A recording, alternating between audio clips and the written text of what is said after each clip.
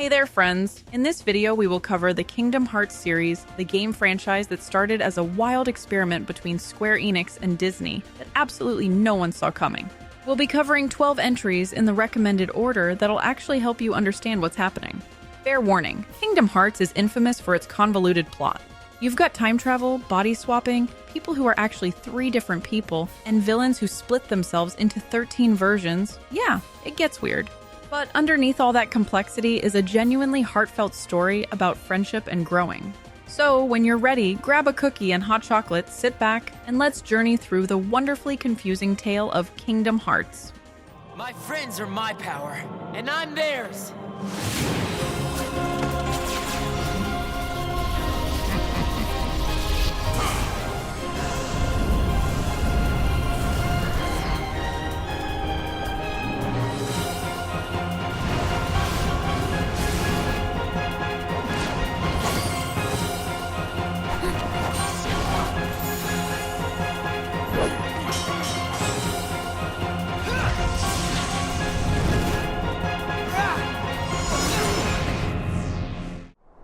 When the Heartless came, everything changed.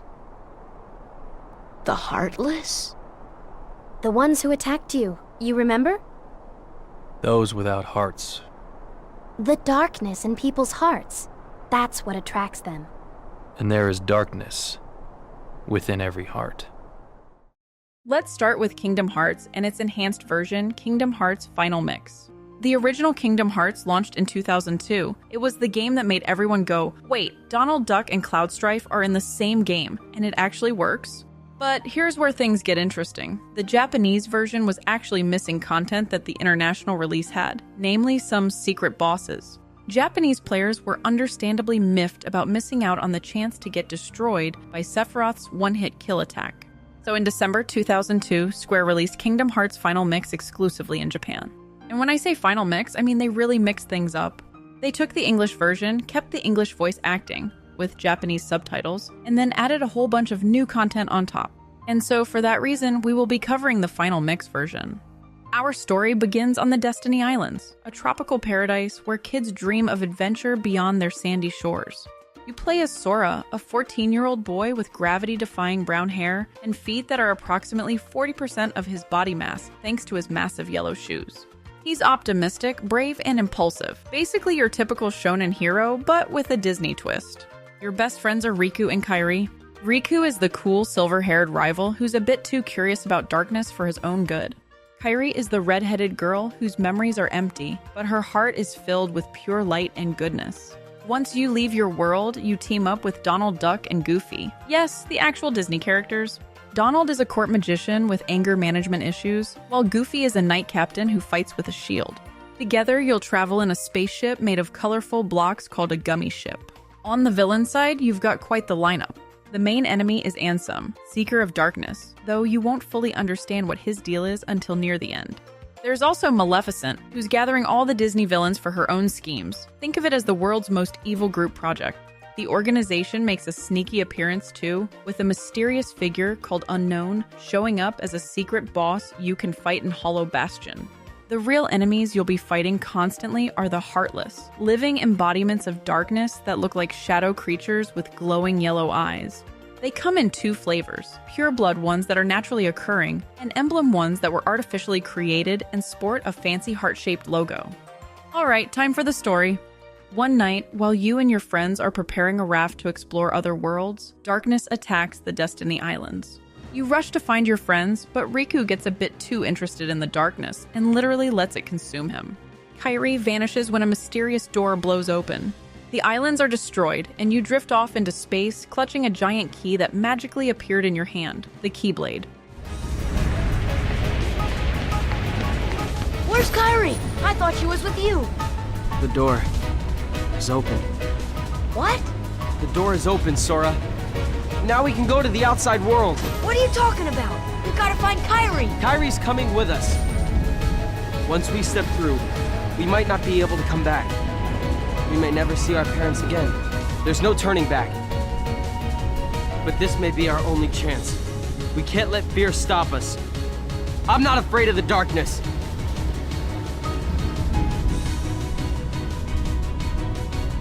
Riku.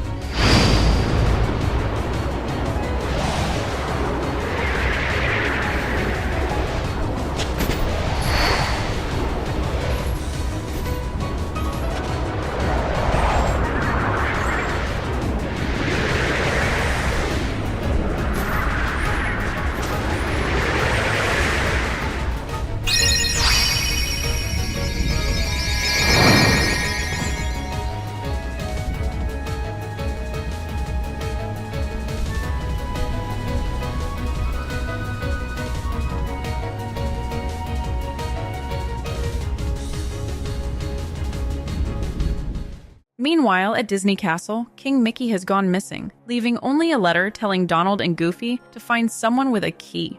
They hop in their gummy ship and head to Traverse Town, where you conveniently crash land. After you fight some Heartless and meet Leon, aka Squall from Final Fantasy, you learn that the Keyblade chose you to fight the darkness.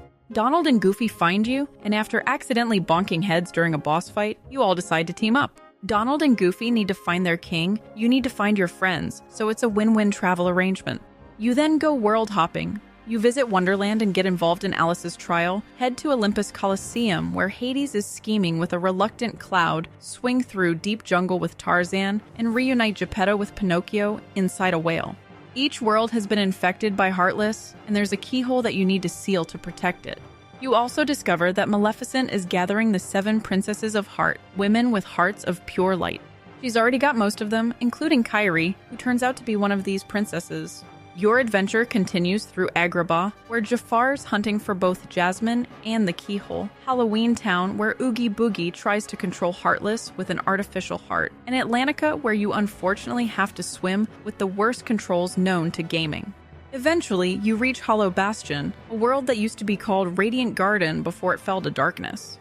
Here's where things take a turn. Riku shows up, reveals he's been possessed by Ansem, and literally yanks the Keyblade away from you because he was supposed to be the chosen one. Donald and Goofy, bound by orders to follow the key, reluctantly leave with Riku. But you don't give up. You follow them with just a wooden sword, ready to save your friends through sheer determination. This actually works. Your heart is so strong that you win back the Keyblade, and so Donald and Goofy return to your side. The possessed Riku reveals that Kairi's heart has been inside you this whole time. To save her, you do the most heroic and dumbest thing possible. You stab yourself with a special Keyblade made from the princesses' hearts, releasing both your and Kairi's hearts. You become a Heartless, but Kairi's light brings you back because the power of love is stronger than the rules of the universe.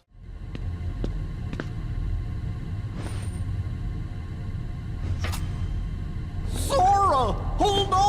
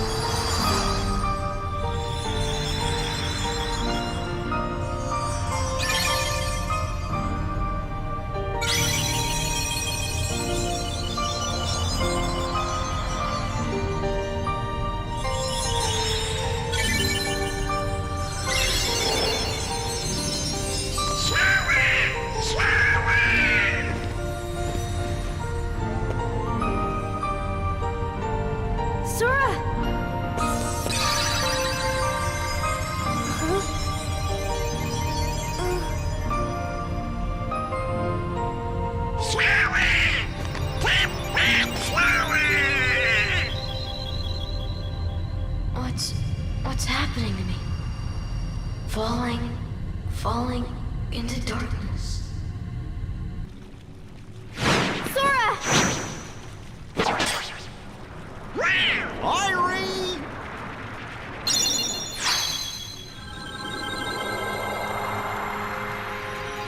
Kairi, thank you. Sora!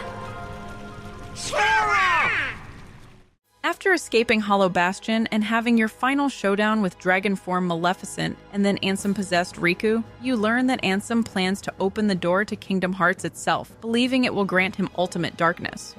Your final battle takes place at End of the World, a creepy patchwork of all the worlds destroyed by Heartless. After you defeat Ansem in multiple forms, he opens the door to Kingdom Hearts. But, surprise, Kingdom Hearts is actually light, not darkness, and Ansem gets obliterated. It is futile. The Keyblade alone cannot seal the door to darkness. Kingdom Hearts! Fill me with the power of darkness!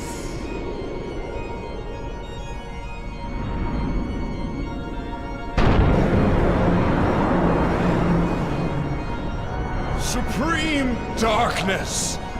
You're wrong. I know now, without a doubt. Kingdom Hearts is light.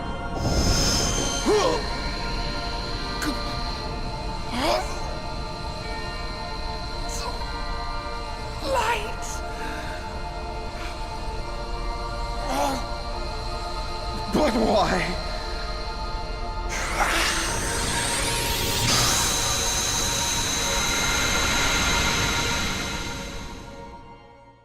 Behind the door, however, are countless Heartless trying to flood out. King Mickey and the real Riku appear on the other side, and together with you, they close the door, with Riku and Mickey stuck on the dark side. As the worlds restore themselves, you, Donald, and Goofy end up on a path in a grassy field. You promise Kairi, who's back on the restored Destiny Islands, that you'll return to her someday. In a post-credits scene, you and your friends follow Pluto down a crossroads path, leading directly into the next game, Chain of Memories. And that's Kingdom Hearts' Final Mix, a simple story about a boy, his key, and saving the universe with the power of friendship.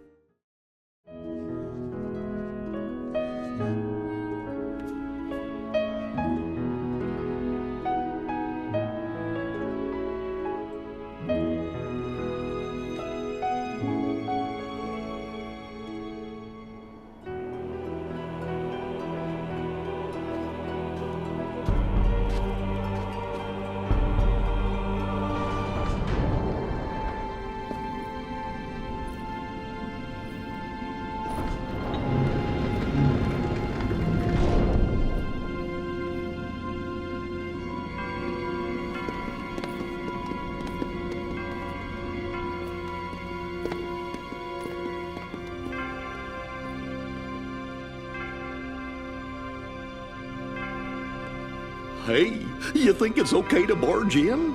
But we gotta do it if we're gonna find the king. Next up is Kingdom Hearts Re-Chain of Memories, the game that takes everything you knew about Kingdom Hearts combat and says, nope, we're doing cards now.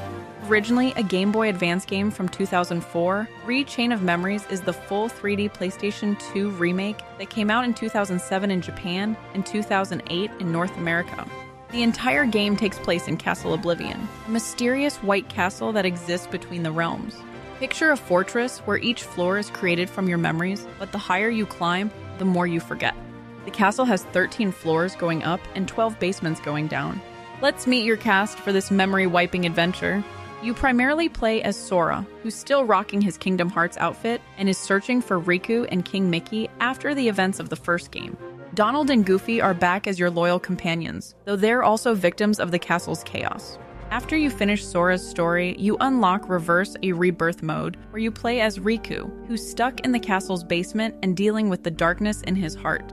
King Mickey shows up to help Riku, wielding his own Keyblade and being surprisingly cool for a mouse. The real star of the show is Nomine, a mysterious girl with the power to manipulate memories. She's basically doing memory surgery on you throughout the game, though not exactly by choice. On the villain side, you've got Organization 13 making their proper debut. Marluxia, the pink-haired graceful assassin, is running the castle and has his own plans for overthrowing the organization. Larxene, the savage nymph, is Marluxia's co-conspirator and takes way too much pleasure in tormenting you. Axel, the flurry of dancing flames, pretends to be on their side but is actually a double agent. In the basement, you've got Vexen the chilly academic, Lexius the silent hero, and Zexion the cloaked schemer. They're the organization's old guard, and they really don't trust the Castle Oblivion crew. There's also the Riku replica, a copy of your best friend created by Vexen who has all of Riku's abilities but with extra angst. And of course, Ansem, Seeker of Darkness, is still hanging around in Riku's heart. Now, in this game you actually get to play two stories. First, you'll play through Sora's tale as he climbs up the castle's 13 floors. Then you unlock reverse/rebirth mode, where you switch protagonists and play as Riku. We will begin with the Sora story first. Sora's story. In Sora's path, you, aka Sora, Donald, and Goofy are chasing Pluto down a winding path when you meet a mysterious figure in a black coat. He tells you that to claim something you need, you must lose something dear, which is quite ominous. He disappears, leaving only one path forward to Castle Oblivion. The moment you enter, another cloaked figure, it's Marluxia, explains the castle's rules. Your memories will create the rooms, but you'll lose them as you go higher. He gives you a card that creates Traverse Town from your memories. But the catch is that everyone you meet is just a memory projection, and they don't remember you properly. What'd you do?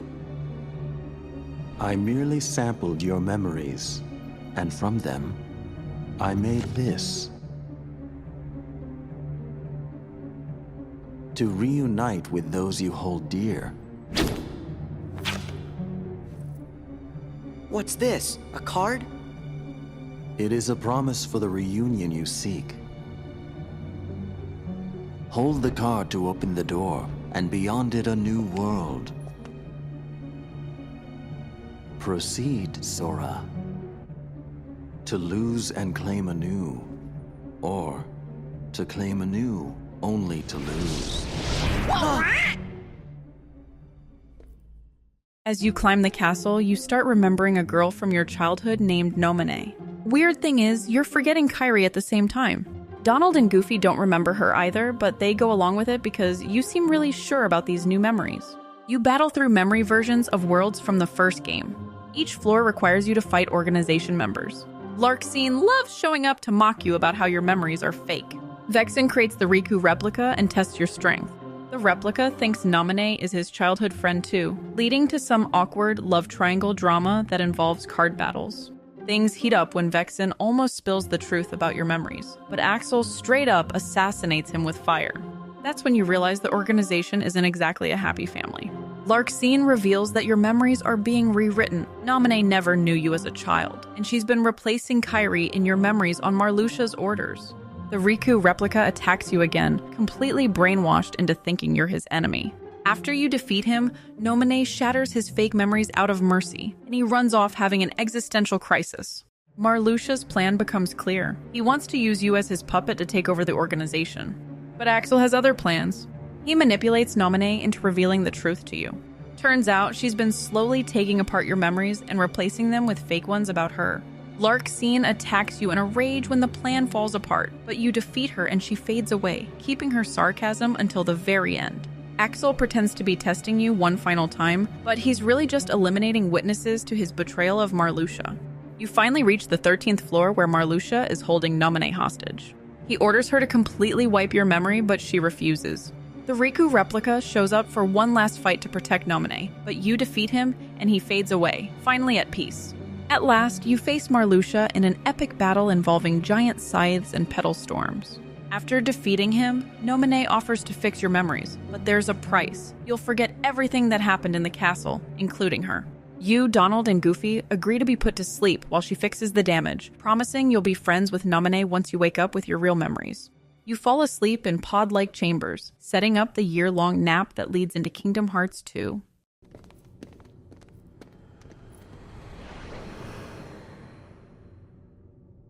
To remember again, we have to sleep in that? Yes. It's going to take a little time, but I'll take care of you.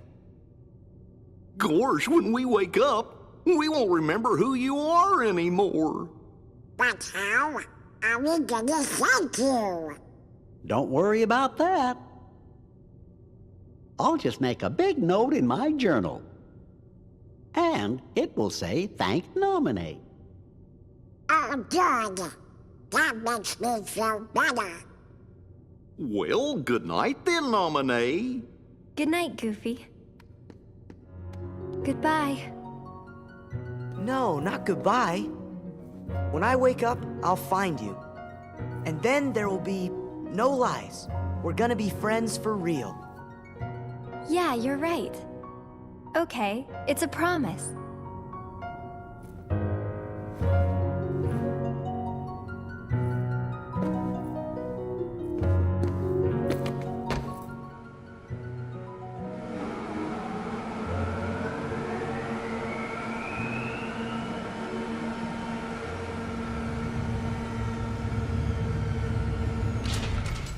Riku's story. Now it's time to switch protagonists. While Sora was having his memories scrambled upstairs, Riku's been dealing with his own problems 13 floors below. In this mode, you play as Riku himself, and you wake up in the castle's basement at floor B12. Unlike Sora, who's losing memories as he climbs, you're confronting the darkness in your heart as you ascend from the depths. You have to climb from B12 to B1, and instead of making friends with Disney characters, you're basically in therapy with King Mickey while fighting your inner demons, literally, since Ansem keeps appearing to reclaim control of your body. King Mickey contacts you from the realm of darkness, providing support and eventually showing up in person with his Keyblade to save you from Ansem. As Riku, you face Vexen, who uses data from your first fight with Sora to create the Riku replica. You battle Lexius, who tries to subdue you with earth-shattering strength. You overcome Zexion's illusions that make you think you're drowning in light. Each organization member you defeat fades into darkness. The basement organization members don't trust Marluxia's group upstairs. They're trying to use you to counter Marluxia's plan with Sora. But Axel eliminates Zexion too, tying up all loose ends.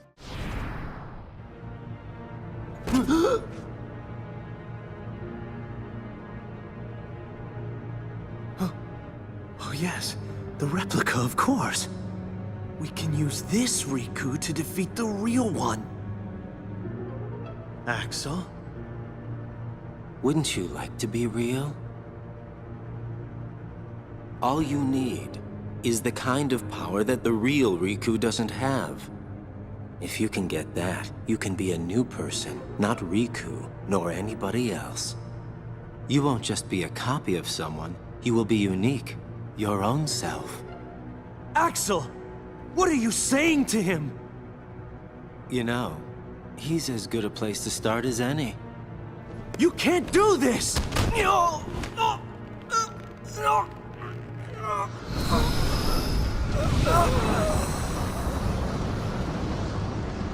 So sorry, Zexion. Your final challenge as Riku is confronting Ansem directly. King Mickey helps you in the battle, and you finally accept that darkness is a part of you, but you'll use it your own way. You choose neither light nor darkness, but the road to dawn, the twilight in between.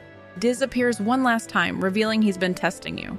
He gives you Organization 13's black coat, which will help protect you from darkness. You and Mickey leave the castle, with you deciding to help Sora even while he sleeps. This leads directly into your actions during 358 Days Over 2 and Kingdom Hearts 2. And that's Rechain of Memories, a game where you fight through memories using a card game battle system. The story is crucial for understanding why Sora sleeps for a year, how Organization 13 operates, and why everyone's so obsessed with hearts and memories. What's gonna happen to me now? Just tell me that. Nothing else really matters anymore.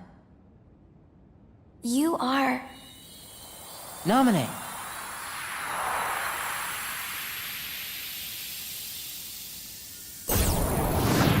There's no knowledge that has the power to change your fate. Even if it doesn't, I want to know. I have the right to know. A nobody doesn't have a right to know. Nor does it even have the right to be. But what is a nobody? Diz, we're out of time. Too many nobodies. Roxas, nobodies like us are only half a person. You won't disappear. You'll be whole. I'll disappear? No further outbursts. No, you won't disappear. You'll... Wait! Roxas, we will meet again.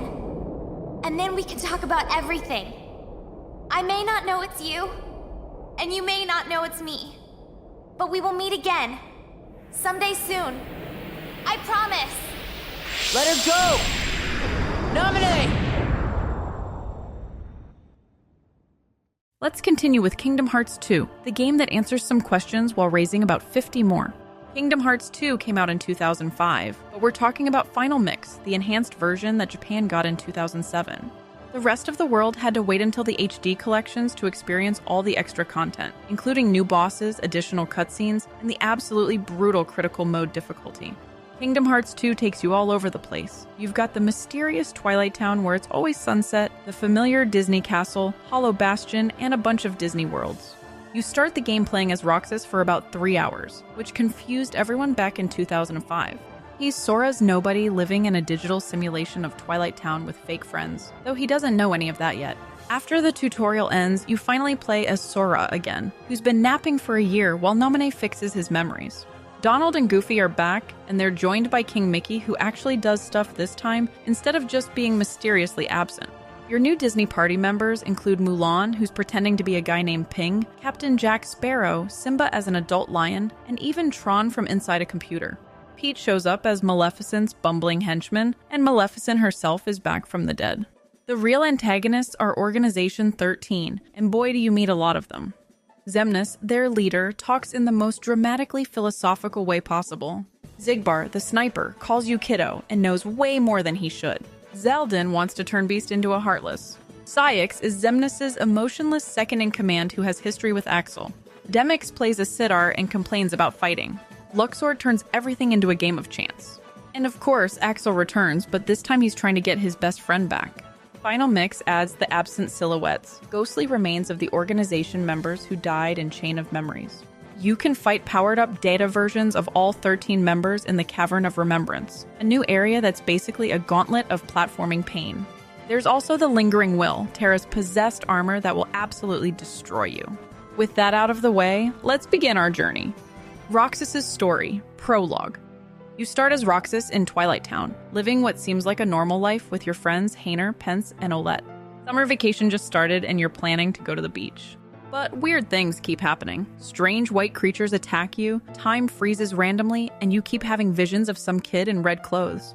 Turns out you're in a digital simulation created by Diz to keep you safe, while Naminé completes Sora's memory restoration. Why did you show him the train? Because he missed the trip to the beach. That's almost kind of you. No. What about you? Are the holes in your memory starting to fill in?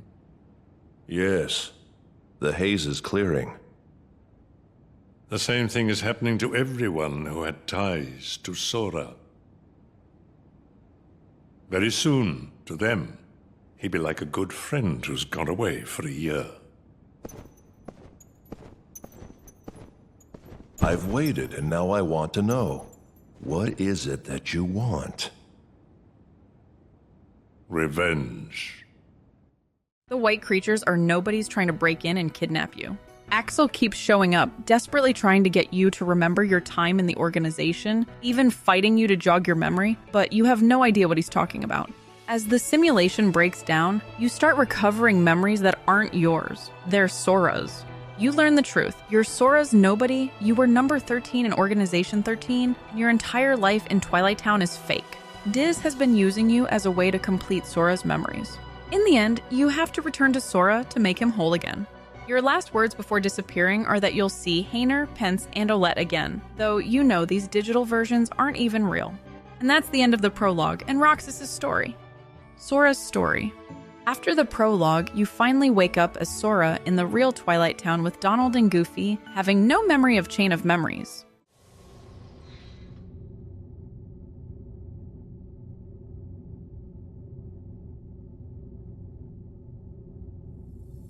Sora! Who's there? Sora! Sora, wake up!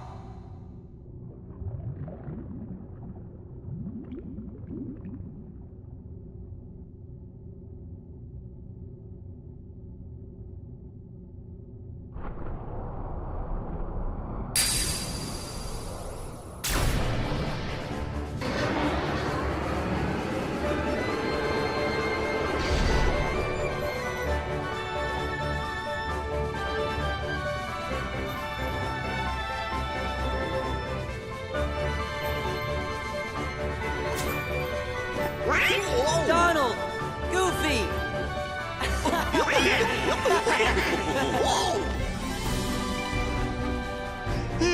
That was some nap.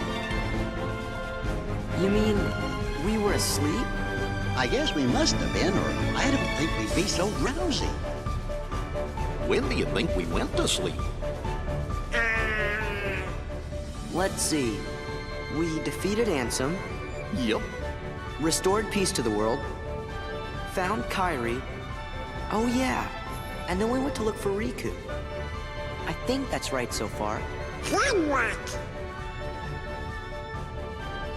What does your journal say, Jiminy?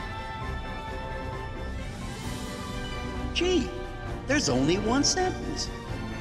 Thank nominate. I wonder who that is. You meet the real Hainer, Pence, and Olette, who feel strangely familiar even though you've never met them. Those are Roxas's feelings bleeding through. King Mickey sends you to see Yen Sid, who explains that killing all those Heartless in the first game accidentally helped Organization 13. See, when a Heartless is destroyed by a Keyblade, the heart is freed. The organization has been collecting these freed hearts to build their own Kingdom Hearts. Also, there are new enemies called Nobodies, the body and soul left behind when someone becomes a Heartless. The organization members are special nobodies who kept their human forms. Pete and Maleficent are also running around trying to take over again, but honestly, they're more of a subplot at this point. Your real mission is to stop Organization 13 while finding Riku and King Mickey. You travel to various Disney worlds, each with an organization member messing things up. In the Land of Dragons, you help Mulan defeat Shan Yu, while Xigbar makes cryptic comments about how you're not as good as the other one. In Beast's Castle, Xaldin tries to turn Beast into a Heartless by stealing his rose. Port Royal has you fighting cursed pirates alongside Jack Sparrow, while Luxord searches for the chest with Davy Jones's heart. You revisit Halloween Town, where Jack Skellington wants to discover the true meaning of Christmas, accidentally creating a present-stealing experiment. Pride Lands turns you into a lion cub, helping Simba reclaim his throne and deal with Scar's ghost. Space Paranoids has you diving into Ansem's computer to help Tron fight the Master Control Program and unlock Hollow Bastion's secrets. Each world usually requires 2 visits. The first deals with the movie's plot, the second involves the organization. Demyx shows up in Hollow Bastion claiming he's not cut out for fighting, then immediately tries to kill you with water clones. After you defeat him, he fades away asking where his heart is, and suddenly the comic relief doesn't seem so funny anymore. Things get serious at Hollow Bastion. The organization opens a massive portal, flooding the town with exactly 1,000 Heartless. You, Donald, and Goofy have to fight through them all in an epic battle sequence. But tragedy strikes. A giant nobody attacks, and Goofy pushes Mickey out of the way of falling debris, seemingly dying. Don't worry, he gets better like 5 minutes later, but for those 5 minutes, everyone goes absolutely berserk on the Heartless. After the battle, Xemnas appears and has a philosophical chat about nothingness and hearts. Axel shows up and kidnaps Kairi to bait you into attacking the organization. Saix appears to taunt you about not being able to save anyone. The organization's plan becomes clear. They're using you to collect hearts for their Kingdom Hearts, visible as a giant moon-like structure in the world that never was. Afterwards, you finally track everyone to the organization's home base. Axel, having a change of heart, ironic for a nobody, rescues Kairi but sacrifices himself fighting off a massive swarm of nobodies. As he fades away, he apologizes to Sora and opens the way forward, finally treating you as your own person rather than just Roxas's replacement. You find Kairi and reunite with Riku, who's been stuck looking like Ansem since he used dark powers to capture Roxas. Kairi uses her Princess of Heart powers to restore his original appearance, leading to an emotional reunion on your part. Together, you assault the organization's stronghold. You fight Xigbar, who keeps hinting he knows about the Keyblade War. Luxord turns your battle into a timed game of chance, and Saix goes berserk under the moonlight, fighting with pure rage despite claiming to have no emotions. Each member questions what it means to have a heart as they fade away. Diz, revealed to be the real Ansem the Wise, tries to digitally encode Kingdom Hearts to destroy it. This spot should do.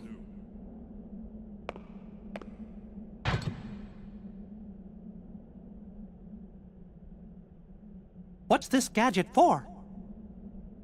It's a device to reclaim Kingdom Hearts and encode it as data. Not sure I get it. I do not claim to know the outcome of this venture either. After all, hearts are unpredictable.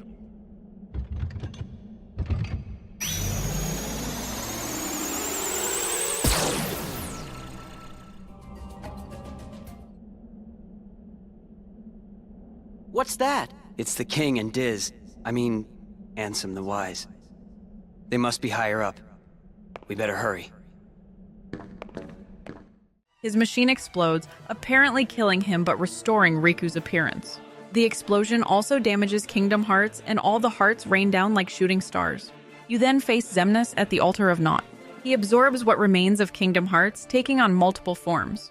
First, you fight him in an armored form while riding a flying machine. Then he creates a massive dragon ship thing that you have to infiltrate. Inside, Xemnas traps Sora and you play as Riku, desperately trying to free your friend. Together, you face Xemnas in his final form, where he throws buildings at you, creates walls of lasers, and makes clones of himself. In an epic final sequence, you and Riku spam the reaction command to deflect roughly 1 million lasers in what's basically a rhythm game disguised as a final boss. After defeating Xemnas, you and Riku end up on a dark beach in the realm of darkness.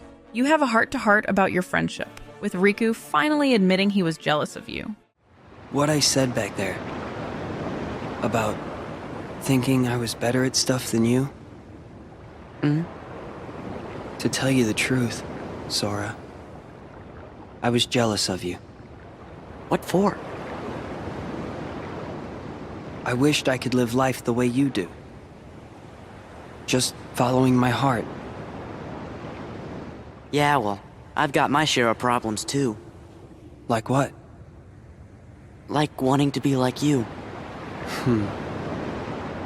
Well, there is one advantage to being me. Something you can never imitate. Really? What's that? Having you for a friend. Then I guess I'm okay the way I am. I've got something you could never imitate too. Just when things look hopeless, a door of light appears. Kairi's letter to you opened a path home. You all return to Destiny Islands for a happy reunion. Sora returns the Lucky Charm to Kairi, who gives it right back. King Mickey, Donald, and Goofy return to Disney Castle. Then a letter in a bottle washes up on the shore from King Mickey, setting up the next adventure. And that's Kingdom Hearts 2 Final Mix, a game about finding your identity, the nature of existence, and whether having a heart is what makes you real. Good tidings, friends. Today is a momentous day.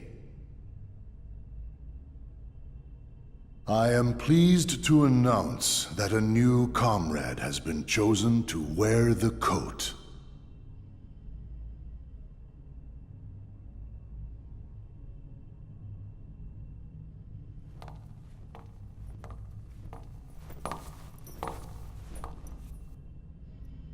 Number 14.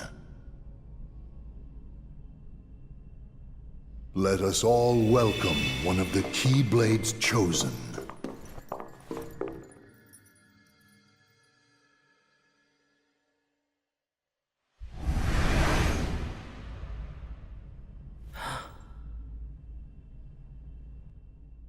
Next up is Kingdom Hearts 358 Days Over 2, which yes, is pronounced just like that.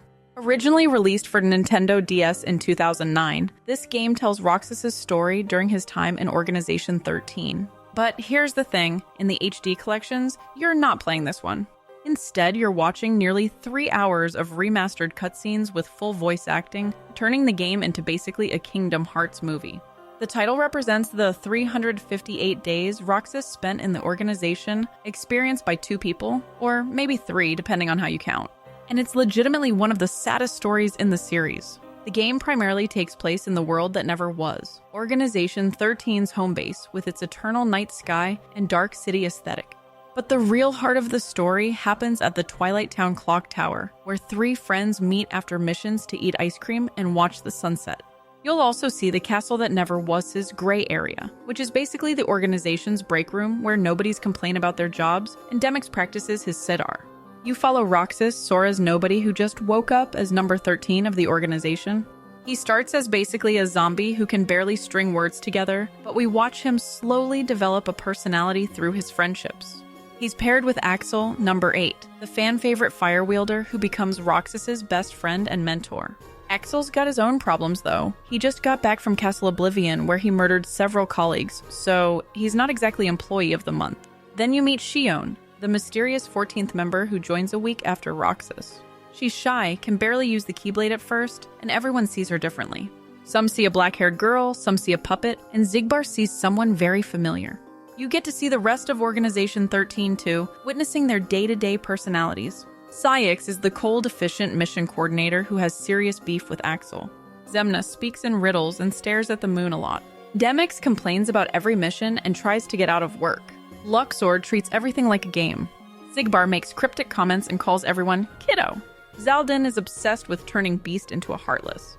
And in Final Mix, you even see young Xehanort time-traveling to recruit people because this series wasn't complicated enough already. Time for 358 days of friendship, tragedy, and way too much ice cream. We begin with Roxas appearing in the Twilight Town with no memories, barely able to speak or understand what's happening. Xemnas gives him the name Roxas, which is an anagram of Sora with an X added, and inducts him into the organization. For the first week, Roxas is basically furniture. He sits in the gray area, stares at nothing, and can barely respond when spoken to. Axel gets assigned as Roxas's mentor, though he's not thrilled about babysitting duty. Teach him well, Axel. Don't worry. I'll be sure he makes the grade. Roxas, let's go. What's wrong? You worried about the new kid? What was that name again? Number 14, Xion. Right, I knew that. Xion. Got it memorized, Roxas? Yeah. Yeah? How about my name then? Axel. And how about our boss's name, huh? Xemnas. No way you're gonna forget his name, right? Let's go.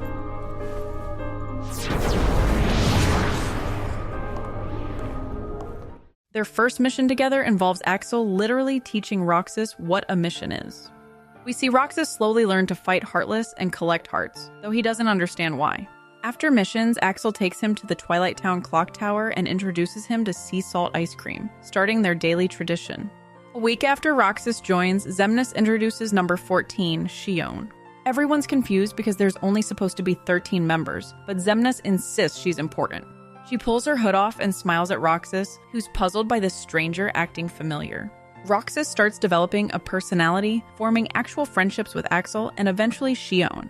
The three begin meeting at the clock tower after missions, sharing ice cream and talking about their day.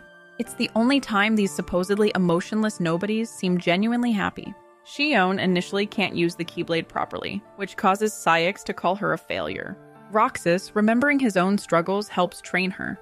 They bond over being the organization's Keyblade wielders and not understanding their purpose. Axel watches over them both, torn between his secret orders and growing attachment to these kids. Meanwhile, you see the organization's other operations. Marluxia and Larxene head to Castle Oblivion with their treacherous plot. Axel follows as their ally, but with orders from Saix to eliminate the traitors. The Castle Oblivion crew gets eliminated one by one, with Axel being the only survivor who returns. Roxas, Axel, and Xion are inseparable. They take missions together when possible, help each other out, and always meet for ice cream. They talk about innocent stuff like why the sun sets red and whether they'll always be friends. This is the good times before everything falls apart. Hey guys, how did I know you'd be here? Where did you go, Xion? I didn't go anywhere.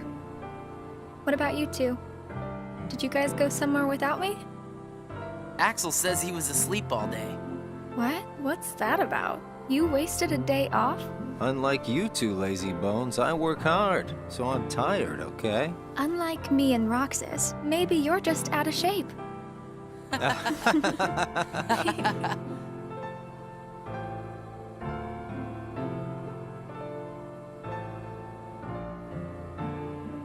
Tomorrow, it's back to work. Yeah. Hope we get another vacation soon. Oh yeah, I might not see you guys again for a while. Huh? They're sending me out on recon for a few days. Where? Can't tell. What's up with that? It's a secret mission. But I thought we were friends. Hey, I'm not about to tell you all my dark secrets. Got it memorized? Dark secrets? Haha, I'm kidding. I just gotta keep my mouth shut about it or else Saix will get on my case. You know how he can get. Yeah. try not to bungle everything while I'm gone, huh? Now, why would we do that? Well, considering your track record, I just can't count on you guys. Hey! We can handle things just fine. That's right. Just you watch. Shion begins having strange dreams about a boy in red clothes. Those are Sora's memories leaking through. She questions her identity and purpose. Axel gets increasingly secretive about his time at Castle Oblivion. Saix grows more hostile towards Shion, calling her a puppet and saying she's not a real member. During a mission in Destiny Islands, Shion collapses and falls into a coma. Roxas panics, visiting her every day and leaving seashells by her bedside. The organization seems weirdly unconcerned about their 14th member being unconscious. While Shion's unconscious, we see Roxas partner with other members and learn disturbing things. Sigbar keeps making comments about Roxas being just like someone else. Xemnas talks about Sora and calls him the Connection. Shion finally wakes up after weeks, but she's different. She starts questioning everything, what she is, why she exists, and why she can use the Keyblade. She begins investigating on her own, which puts her at odds with the organization. Then Shion meets Riku, who's working with Diz to help Sora wake up. Riku tells her the truth. She's not a nobody, but a replica created from Sora's memories. Her purpose is to absorb Roxas's powers and become the organization's more controllable Keyblade wielder. Worse, as long as she and Roxas exist, Sora can't wake up because his memories are scattered between them. Then everything begins to spiral downward. Shion starts avoiding Roxas and Axel, going on solo missions, or disappearing entirely. When she does show up, she asks unsettling questions like whether having memories makes you real. Roxas doesn't understand why his best friend is pulling away. The organization brands Shion a traitor and orders her termination. Axel gets stuck in the middle, ordered to bring her back but not wanting to hurt his friends. In a heartbreaking scene, Axel captures Shion, but she escapes, and the two fight. Shion's hood falls off, but Axel doesn't see a girl, he sees Sora. Everyone sees her differently based on their connections. Shion decides she has to return to Sora, even if it means disappearing. But the organization catches her and reprograms her, turning her into a monster designed to absorb Roxas. She becomes determined to fulfill her purpose, destroy Roxas, and become the organization's perfect puppet. Roxas grows increasingly frustrated with the organization's lies and secrets. Axel won't tell him anything about Shion or what's really going on. Shion appears to Roxas one last time at Twilight Town, but she's been completely reprogrammed. She attacks him, transforming into mechanical monstrosities as the organization's devices force her to her limits. The battle takes place at the Clock Tower, their special place now turned into a battleground.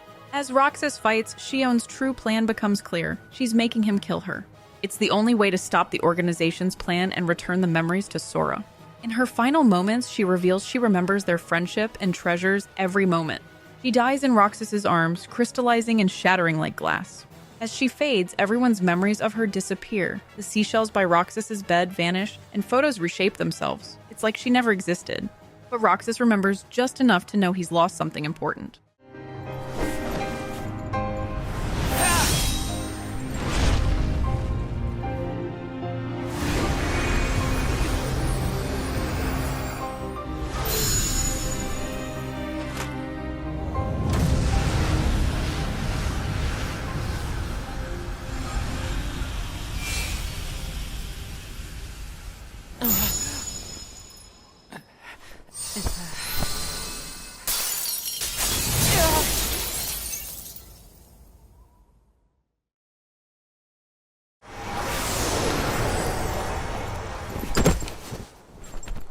Who are you?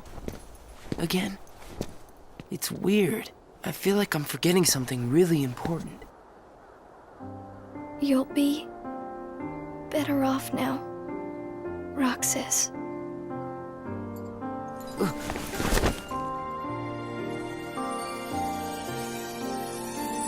Am I the one who did this to you? No. It was my choice to go away now. Better that than to do nothing and let Xemnas have his way. I belong with Sora. And now I am going back to be with him. Roxas. need you to do me a favor. All those hearts that I've captured, Kingdom Hearts. Set them free. Kingdom Hearts? Free them?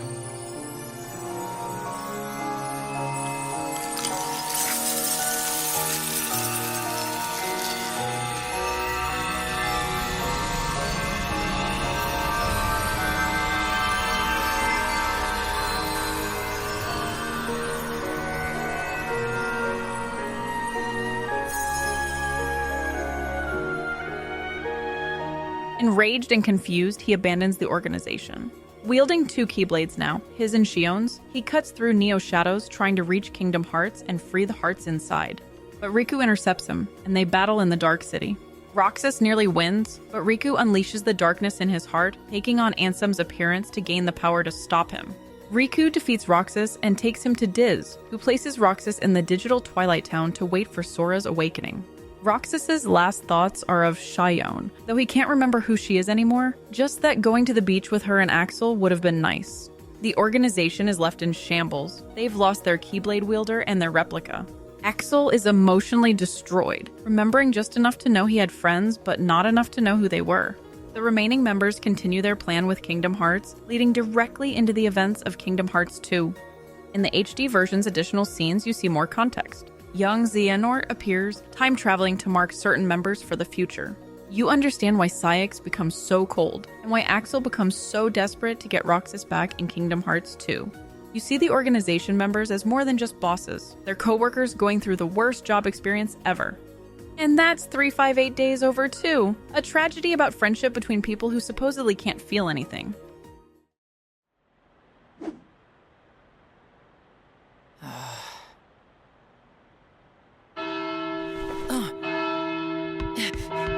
Better hurry, Ventus. Huh? Who are you? Or you'll never see Terra again.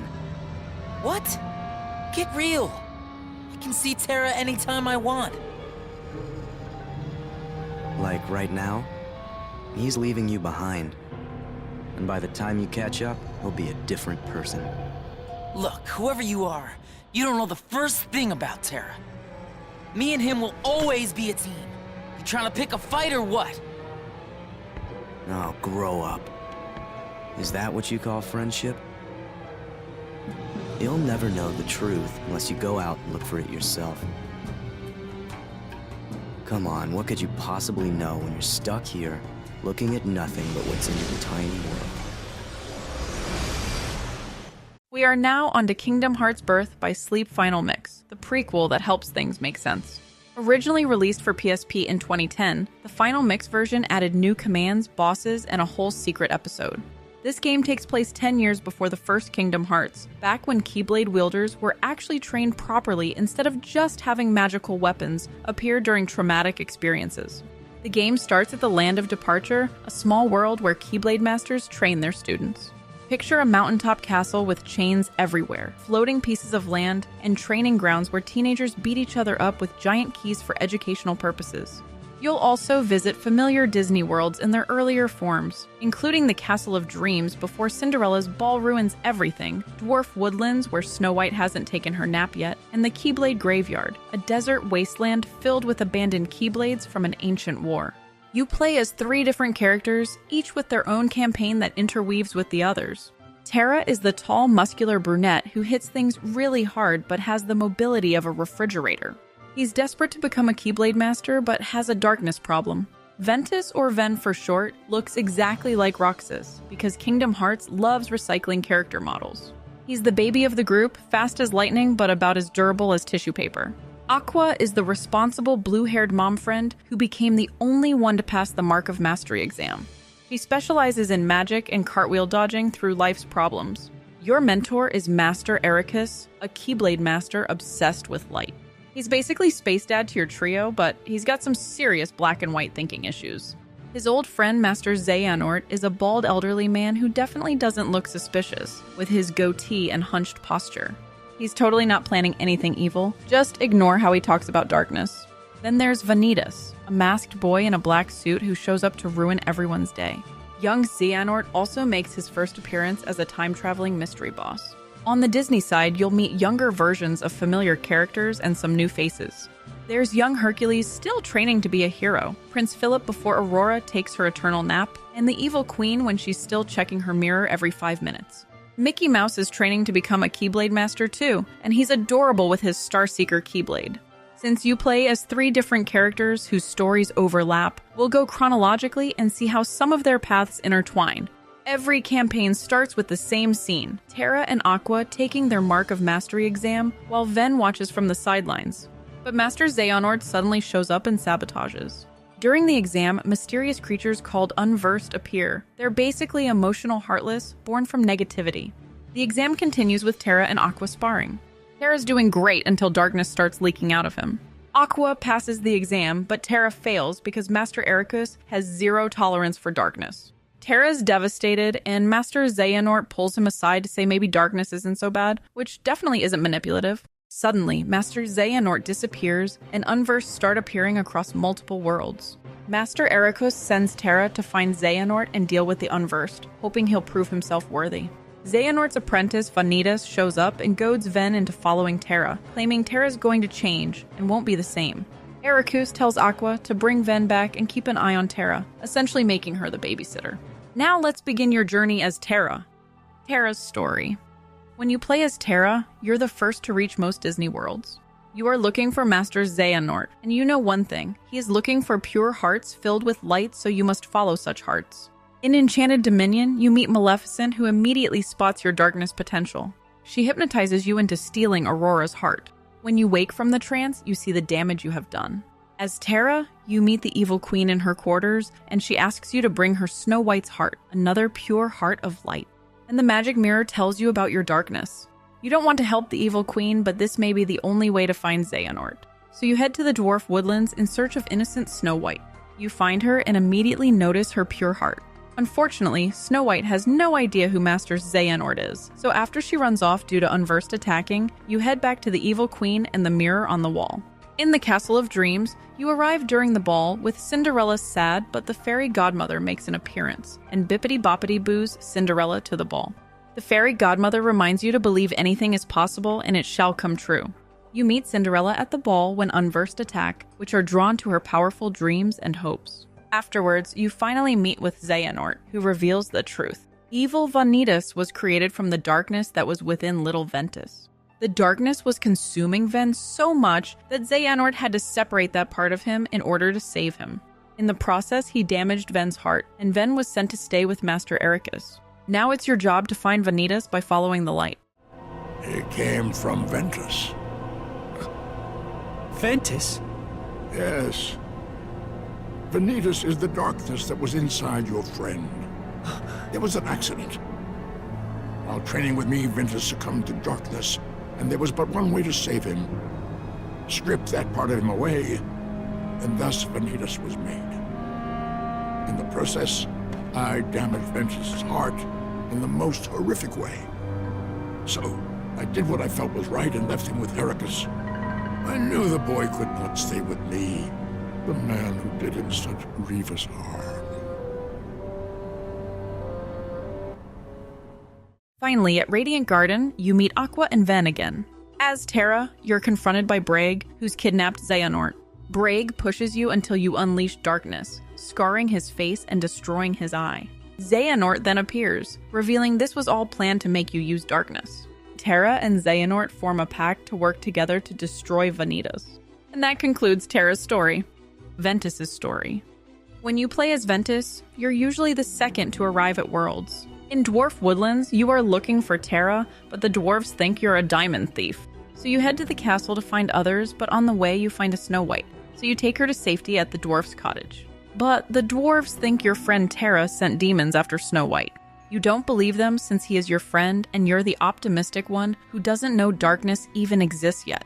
In the Castle of Dreams, you shrink down to mouse size and help Jack make Cinderella's dress. You need a pearl for the dress, and it is laying right in front of Lucifer the cat. You fight the cat, who's basically a boss battle when you're 3 inches tall. It's Ven's lighthearted adventure until Vanitas keeps showing up to drop cryptic hints about your connection. You are confronted with the evil queen, and she snitches on Terra for stealing Aurora's heart, but conveniently leaves out the whole part where she hypnotized Terra. As Ven, you meet Mickey Mouse early in your journey, and you two become instant friends, and you team up in several worlds.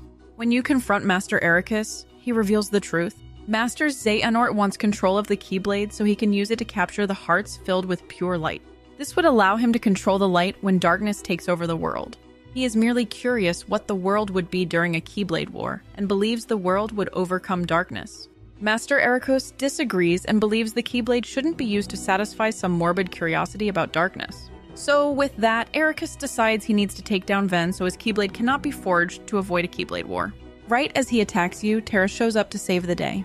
He intervenes and you are sent through a portal to safety. Ericus is immediately remorseful and sees his own darkness that is within him. I failed. I had the chance to stop him and couldn't do it. But I will not fail again! Master, what do you... The Keyblade has no place in this or any world. Xehanort has made his purpose clear, and I am left with no choice. Forgive me, but you must exist no more! Ben! What? Master! Have you gone mad? Terra! I command you, step aside. No! You will not heed your master? I won't! Why do all my attempts to reach you fail? If you don't have it in your heart to obey, then you will have to share Ventus's fate.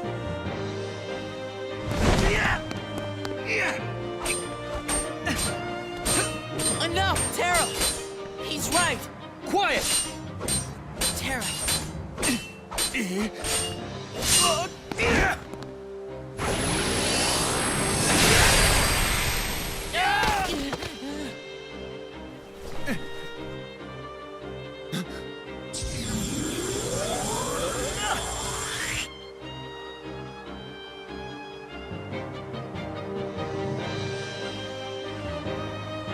You may be my master, but I will not let you hurt my friend! Has the darkness taken you, Terra? What have I done? Master, I just wanted to keep Ven safe.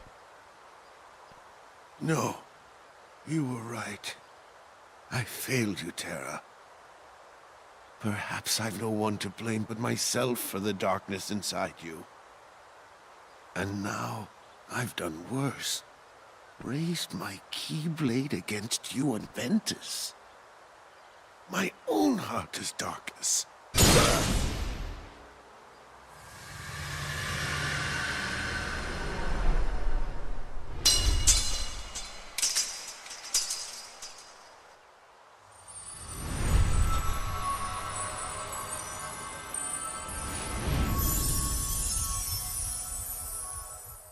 Playing as Ventus, your story takes a turn at Radiant Garden when you meet Vanitas face to face. You become desperate to understand your past and why you can't remember anything before training with Master Ericus. But then Vanitas shows you everything. You used to be one person until Xehanort ripped you in half. You are thrown into a memory of the moment when you were separated from your darkness. Xehanort's story to Terra about this moment is a very different retelling than what you are shown now. He made it seem as though he was saving Ven.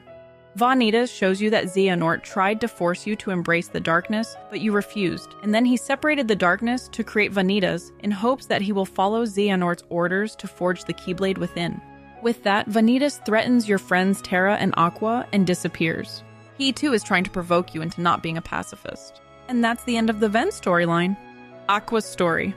When you play as Aqua, you're usually arriving last at each world, finding the aftermath of Terra and Ven's visits. In the Dwarf Woodlands, Snow White is already in her glass coffin when you arrive. You fight the evil queen who transforms into the old hag and uses poison apples as weapons. As Aqua in the Castle of Dreams, you arrive after the ball to find the Grand Duke searching for Cinderella. You are initially mistaken by the prince for Cinderella, probably due to your cute blue hair. After Lady Tremaine witnesses the glass slipper fitting Cinderella perfectly, she rages. You later hear a scream outside and find that Lady Tremaine and her daughter's hearts have been overtaken by darkness. They have weaponized the pumpkin carriage into an unversed. You help save Cinderella from her step-family, and so finally Cinderella is able to be reunited with her prince. In Enchanted Dominion, you play as Aqua, helping Prince Philip escape Maleficent's dungeon. You fight through the thorns and help him reach Aurora, then face Maleficent in her dragon form together. At Radiant Garden, you accidentally give young Kyrie the ability to wield a Keyblade when she touches yours, not realizing what you've done. Now let's cover the final battles for all three characters, Terra, Ven, and Aqua. Each character has different final boss battles at the Keyblade Graveyard. As Terra, you realize that Master Xehanort has set you up and misled you to follow his guidance. You see that you have been encouraged to use your darkness, which has made you act out of character in tense situations. You fight Xehanort with your friends, but they are quickly downed, so you step up and fight with your Keyblade and Inner Darkness. You win the physical fight, but lose the mental one when Xehanort releases his heart and possesses you, so you watch as your body is being stolen. The saving grace is your mind is stronger than your body and heart, so you are able to fight the Xehanort that is in your body, who is known as Terranort, one last time. As Ven, you fight Vanitas multiple times. Initially, Vanitas takes control of your heart, and the Keyblade is forged now that you two are combined once again. For Ven, all this culminates in a battle inside your own heart on stained glass platforms. You destroy the Keyblade from within, shattering your own heart in the process since your heart was part of what made the Keyblade so powerful. You then fall into a coma, and little Sora opens his heart through worlds to reach you. As Aqua, you fight Vanitas, who has Ven's heart inside of him. She gives it her all to defeat him since he is trying to use the Keyblade to unlock the worlds to start the Keyblade War. You defeat him, but that means the Keyblade is destroyed too, which leaves Ven without his heart. You then carry Ven's comatose body to transform Land of Departure into Castle Oblivion, hiding him in the Chamber of Waking. Ven's heart is stuck between the realms of light and darkness. You're told that if you just believe in love, that will shine light for Ven's heart to hopefully follow home one day. King Mickey is on board with believing as well, so now Ven can have more lights to follow. As Aqua, you realize you are now a master and use a Keyblade to transform the chamber. Now, as a master, Aqua fights the possessed Terranort, trying to reach Terra inside. Terra's heart is still within him, and he uses the Keyblade on Terranort to release the darkness and separate them from each other. After the battle, you fall into the realm of darkness, but save Terra's body by sacrificing your armor and Keyblade. This'll teach you! Get out of my heart! Terra!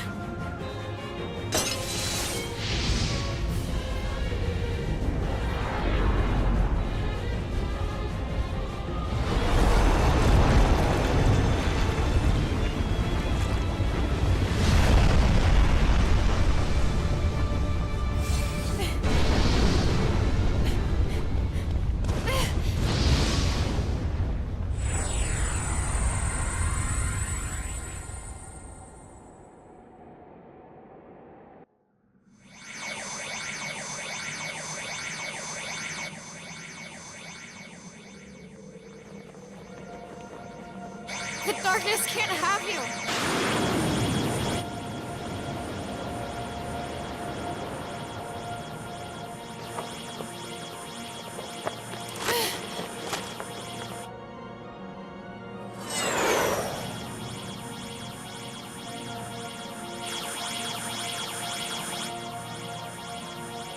I have to do something, or we'll both be lost.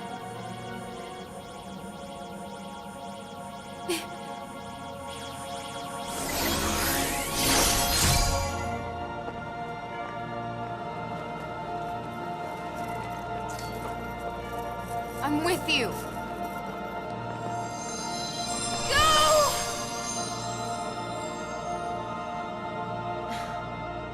Ven, I'm sorry. I might not make it back as soon as I thought, but I promise I'll be there one day to wake you up. The final mix version adds a secret episode where you play as Aqua in the Realm of Darkness. You fight shadows of Terra and Ven created from their pain, explore the Dark Realm, and resign yourself to waiting for rescue. There are also new bosses like No Heart and Vanitas Remnant that will destroy you repeatedly until you memorize their patterns. Ven finally wakes, and all your friends are left with one last hope, that Sora will come through and save the world with all the hearts he has touched. And that's Birth by Sleep, a tragedy about 3 friends torn apart by an old man's scheming, told from 3 different perspectives. The game explains every mystery from the first 2 games.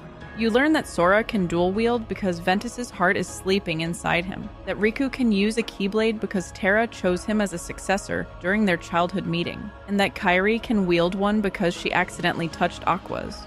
The game reveals that the Xehanort who became Ansem's apprentice was actually Terra's body possessed by Xehanort. When this possessed Terra lost his memories and later split into a Heartless and Nobody, he became both Ansem, Seeker of Darkness from Kingdom Hearts 1 and Xemnas from Kingdom Hearts 2. Basically, one elderly bald man's elaborate body-snatching scheme caused literally everything bad that happens to everyone in the series.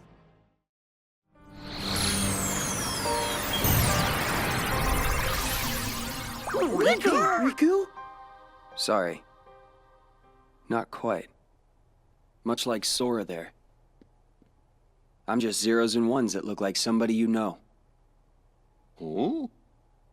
Memories used to fill Jiminy's journal. But when they were pulled apart and then stitched back together, bugs appeared. It was these bugs that kept the book from being completely restored. Of all the possible vessels to protect the data, I was chosen from the journal's pages. The full set of memories was transferred inside of me to shield them from corruption.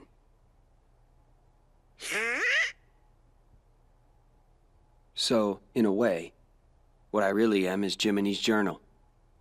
You're my journal? It's now time for Kingdom Hearts Recoded, the game that asks the question, what if we took Sora's journey and made it about debugging a computer?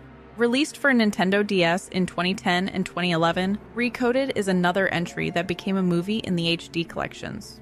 The game primarily takes place in the Datascape, a digital world created when King Mickey digitizes Jiminy's journal. Picture the Matrix but with Disney characters and way more blocks. Each world is recreated from the journal's data, but they're all corrupted with bug blocks, glitchy blocks that look like someone threw Minecraft into Kingdom Hearts. The hub is Disney Castle, where Mickey, Donald, Goofy, and Jiminy are huddled around a computer. You play as Data Sora, a digital copy of Sora created from Jiminy's journal. He looks and acts exactly like Sora from the first game, but he's technically just a few hours old and made of code. He knows he's Data and is surprisingly chill about his existential situation. Data Riku shows up as your guide, though he spends most of the game in a black coat being mysterious because that's mandatory for anyone named Riku. King Mickey, Donald, Goofy, and Jiminy are running the investigation from the real world, but they get pulled into the Datascape. Pete and Maleficent also invade the Datascape because they heard data worlds and thought, real estate opportunity. The bugs were caused by Sora's own Heartless corrupting the journal, but this manifests as Data Roxas, who incarnates from the journal's memories of Roxas's pain. He's not exactly evil, just trying to protect painful memories buried in the journal's code. Your story begins when Jiminy Cricket is organizing his journal from Sora's first adventure. He finds a message he didn't write. Their hurting will be mended when you return to end it. Nobody knows what this means or how it got there, so King Mickey does the logical thing and digitizes the entire journal to investigate. But the journal's data is corrupted with bug blocks everywhere. Mickey's solution is to create a data version of Sora to debug the journal from the inside. See? Dale and I found a way to rewrite Sora's data. What are you talking about? Chipper means we gave the Sora who's in the Datascape the power to use his Keyblade. Now he can help us unglitch all the journal data. We think. This data is a new Sora? Yeah, are you saying he's not the same Sora we met on our journey before? Your journey with the real Sora was all recorded into data. So he is the Sora we know from before, just another version. And since he's still Sora, he can help us restore all the worlds to the way they're supposed to be. As Data Sora, you wake up on Destiny Islands with a Keyblade and immediately start destroying bug blocks and fighting Heartless made of data. A figure in a black coat appears to guide you through the corrupted worlds. He gives you cryptic advice and seems to know more than he's letting on, which is standard operating procedure for anyone in a black coat. As Data Sora, you revisit worlds from the first Kingdom Hearts, but they're all glitched out. In Traverse Town, you help Data, Huey, Dewey, and Louie find pieces of the town's keyhole, while the world literally falls apart around you. In Wonderland, the Cheshire Cat's mischief has gone digital, creating puzzles with bug blocks, while Data Alice gets put on trial again. Your journey through Olympus Coliseum involves helping Data Hercules with corrupted tournaments where the Heartless have infected Cloud with bugs, turning him into a glitched boss fight. In Agrabah, Data Jafar gets his hands on a bugged lamp that makes him way more powerful than his real counterpart, and you have to chase him through the Cave of Wonders while everything's pixelating. Meanwhile, in the real world, Heartless starts appearing in Disney Castle's library where Mickey and the gang are monitoring you. They realize they're somehow trapped, they can't leave the room, and something is pulling them into the datascape. Pete and Maleficent figure out how to enter the datascape, planning to take over all the data worlds and use them to conquer the real ones. It was you! You're the one who cut the link! Of what consequence is that now? Both worlds shall be mine quite soon. Then, when I have immersed this world in darkness, I shall send my heartless horde back into your little castle under my command. That'll never happen.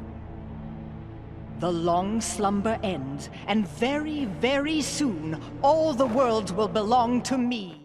As Data Sora, you keep running into Pete, who's convinced that controlling data worlds equals controlling real worlds.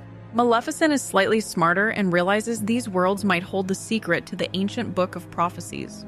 In Hollow Bastion, things get serious. Maleficent destroys your Keyblade, though you're both made of data, so the metaphysics are questionable, leaving you defenseless. Pete summons Data Riku to eliminate you, but Data Riku reveals he's been helping you all along. He gives you the power to fight without the Keyblade using debug abilities. Mickey, Donald, and Goofy get fully pulled into the datascape to help you fight through Hollow Bastion.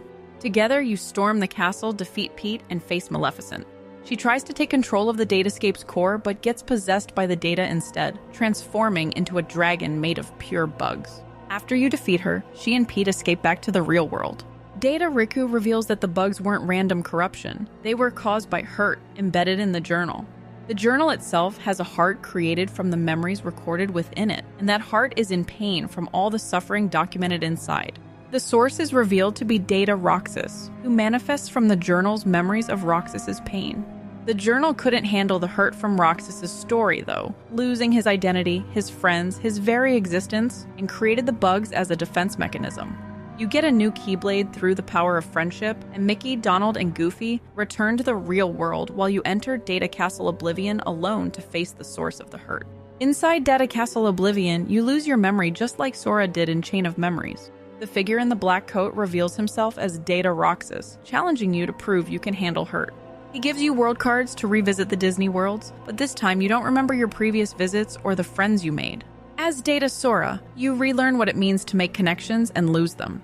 Each world shows you friendship and loss, helping people who won't remember you, making bonds that will be erased. Data Roxas keeps asking if you can handle the pain of losing these connections. During the confrontation with Data Roxas, he transforms into a massive, corrupted version of himself, channeling all the journal's hurt. You defeat him not by destroying him, but by accepting the pain, proving you can carry these memories even if they hurt. After defeating Data Roxas, Data Nominee appears in the journal's deepest layer. She explains that while fixing Sora's memories, she found memories that don't belong to Sora, but are connected to him, those who are hurting. She shows you and King Mickey visions of Terra, Aqua, Ventus, Roxas, Axel, and Xion. These people are trapped in suffering. Terra possessed, Aqua in darkness, Ventus comatose, Roxas and Xion erased, Axel faded away. They're all connected to Sora's heart, and he's the only one who can save them.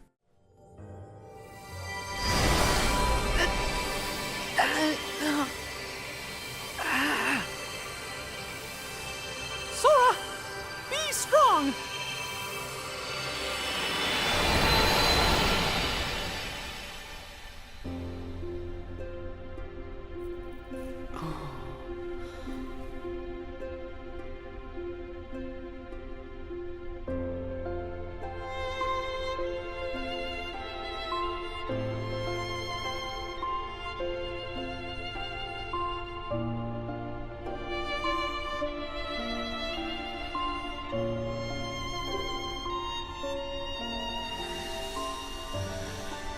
Who? These are hidden truths. Sora has been keeping them locked away, deep inside of him. Remember, these memories you're feeling, they don't belong to him. Naminé, that's you. Who's the other girl? She feels so familiar. And something happened. Something terrible, didn't it? They're waiting for Sora. He's the only one who can put an end to their hurt. Diz told me. Data Naminé reveals that the message in the journal was her way of testing if Sora could handle the pain of these memories. By proving Data Sora could accept hurt and fight through it, she knows the real Sora will be strong enough to save everyone. She gives Mickey a special message to deliver to the real Sora. Thank you to Naminé. Before disappearing, Data Naminé drops one more bombshell. Ventus's heart is sleeping inside Sora, and when they find Ventus's body, they'll need Sora to awaken him. Back in Disney Castle, Mickey writes the letter that appears at the end of Kingdom Hearts 2. He tells Sora about the people connected to him who need saving, setting up Sora's next journey. The bottle washes up on Destiny Islands, where Sora reads it with Riku and Kairi. Meanwhile, Data Sora gets one last adventure. Even though the journal is debugged, Mickey gives him a choice to either sleep forever or continue existing in the datascape.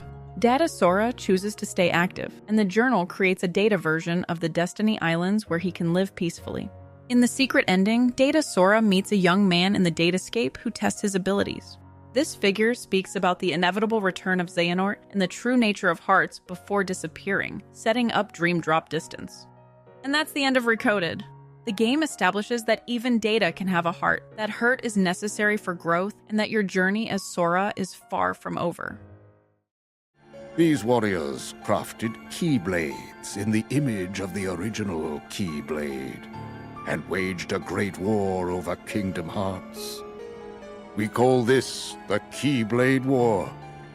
But though the war extinguished all light from the world, the darkness could not reach the brightness inside every child's heart. With that light, the world was remade as we know it today, with countless smaller worlds shining like stars in the sky. As for the real Keyblade, it did not survive the battle. The two elements that created it, one of darkness and one of light, shattered into 20 pieces, 7 of light, 13 of darkness. And as for the source of all light, the one true Kingdom Hearts, it was swallowed by the darkness, never to be seen again. As long as it remains there, even the brightest world will have its dark corners. After all, light begets darkness, and darkness is drawn to light. For this reason, some decided to use the Keyblade, a weapon designed to conquer the light, to defend the light instead. These were the first heroes of the Keyblade. We have now reached Kingdom Hearts Dream Drop Distance HD, the game where Sora and Riku try to become Keyblade Masters. Originally released for Nintendo 3DS in 2012, the HD version came to PS4 in 2017 as part of the 2.8 collection. The game takes place in the Sleeping Worlds, which are worlds that didn't fully wake up after being restored from darkness. They're stuck in a dream state, disconnected from the rest of reality. Let's meet your cast for this dreamy disaster. You play as both Sora and Riku, constantly switching between them through the drop system. Basically, you play as one until a timer runs out, then you're forced to swap to the other. Sora's his usual optimistic self, while Riku's trying to prove he's conquered his darkness issues from the previous games. Your new companions are Dream Eaters, Pokemon-like creatures that inhabit the Sleeping Worlds. Spirits are your friendly, colorful pets that you can pet, play with, and feed. Nightmares are the enemy versions that look like someone dipped animals in dark paint and gave them anger issues. You collect and train spirits throughout your journey. The villains are a greatest hits compilation of Xehanorts. Young Xehanort is the main antagonist, time-traveling around to gather different versions of himself. Master Xehanort returns at the end, fully resurrected. Xemnas and Ansem, Seeker of Darkness, are back because, well, death is more of a suggestion in this series.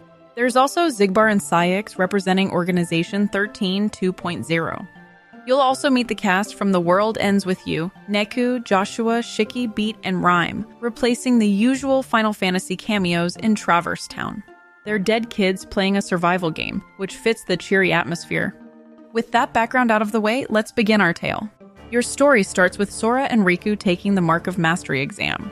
Yen Sid explains that Master Xehanort is returning, and they need more Keyblade Masters to fight him.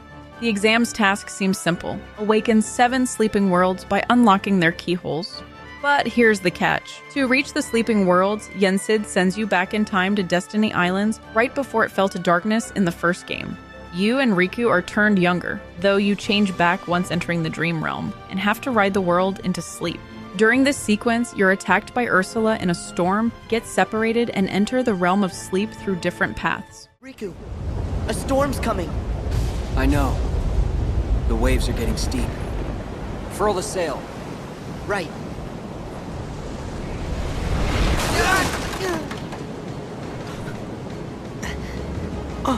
Riku! I'm fine. What's that?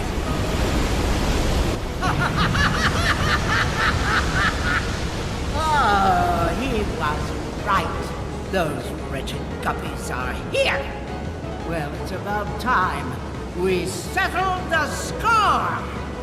Ursula! But how? Is this the test? Come on! You can work it out later! All right. Sorry, dearies, but I won't fall for that trick.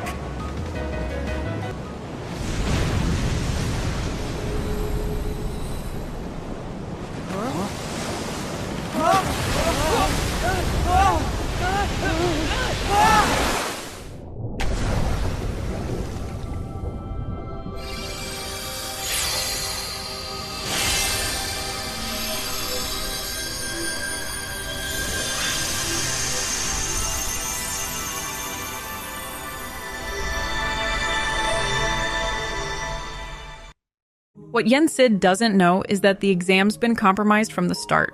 The moment you entered the realm of sleep, you both entered different layers of dreams, with Sora entering the dreams of worlds that have fallen to darkness but haven't been fully destroyed. And Riku actually dives into Sora's dreams because Sora's heart needed protection from the nightmares that target sleepers in the realm of sleep. As you progress through the worlds, you're forced to drop between Sora and Riku every few minutes. When playing as Sora, you're cheerful and making friends with Dream Eaters. When playing as Riku, you're dealing with mysterious figures in black coats who keep hinting that something's wrong with the exam. In La Cité des Cloches, Sora helps Quasimodo protect Esmeralda from Frollo, who's convinced she's a witch. You fight Wargoyle, a Dream Eater boss, while Frollo falls into Hellfire. Meanwhile, Riku encounters young Xehanort for the first time, who speaks cryptically about how the exam's already over before it began. At Prankster's Paradise, Sora ends up inside Monstro, the whale helping Pinocchio and Jiminy, while Riku explores the outside Prankster's Paradise amusement park. Both of you deal with the Blue Fairy, trying to make Pinocchio a real boy while fighting the Charklobster Dream Eater. In the grid, things get weird, or weirder than usual. When playing as Sora, you meet the original Tron and help him fight CLU's forces. But when playing as Riku, you're in a different version of the grid where Tron has become Rinsler. Young Xehanort shows up to explain that different versions of worlds can exist simultaneously and drops hints about time travel that will become important later. Young Xehanort reveals his power to time travel, explaining that a version of yourself must exist at your destination. You can only travel one direction until you return to your origin and you leave your body behind. He's been using this to gather different versions of Xehanort from across time. If this sounds complicated, that's because it is, and the game barely explains it better. Traverse Town is split into 2 versions. As Sora, you meet Neku and help him with his game missions, learning about trust and friendship. You help reunite him with his game partners Shiki, Beat, and Rhyme, while fighting Dream Eaters and solving the mystery of a cloaked figure. As Riku, you meet Joshua directly, who explains that he saved Neku and friends from destruction in their world by bringing them to Traverse Town.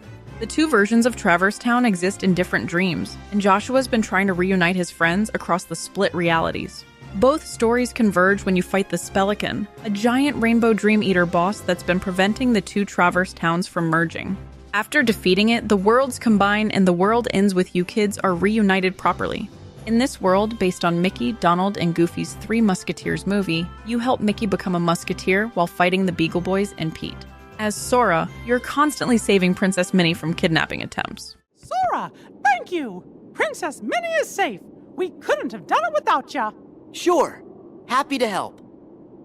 Oh, my hero! Huh? It's the bad guys! Thought we'd go down easy peasy, Let me at him! All right. We can do this all day. Wait, Sora. Got any suggestions, Goofy?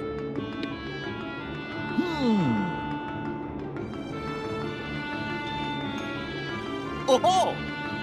You've got an idea? And it might even be a good one, too. Hold on. Sure. Take your time.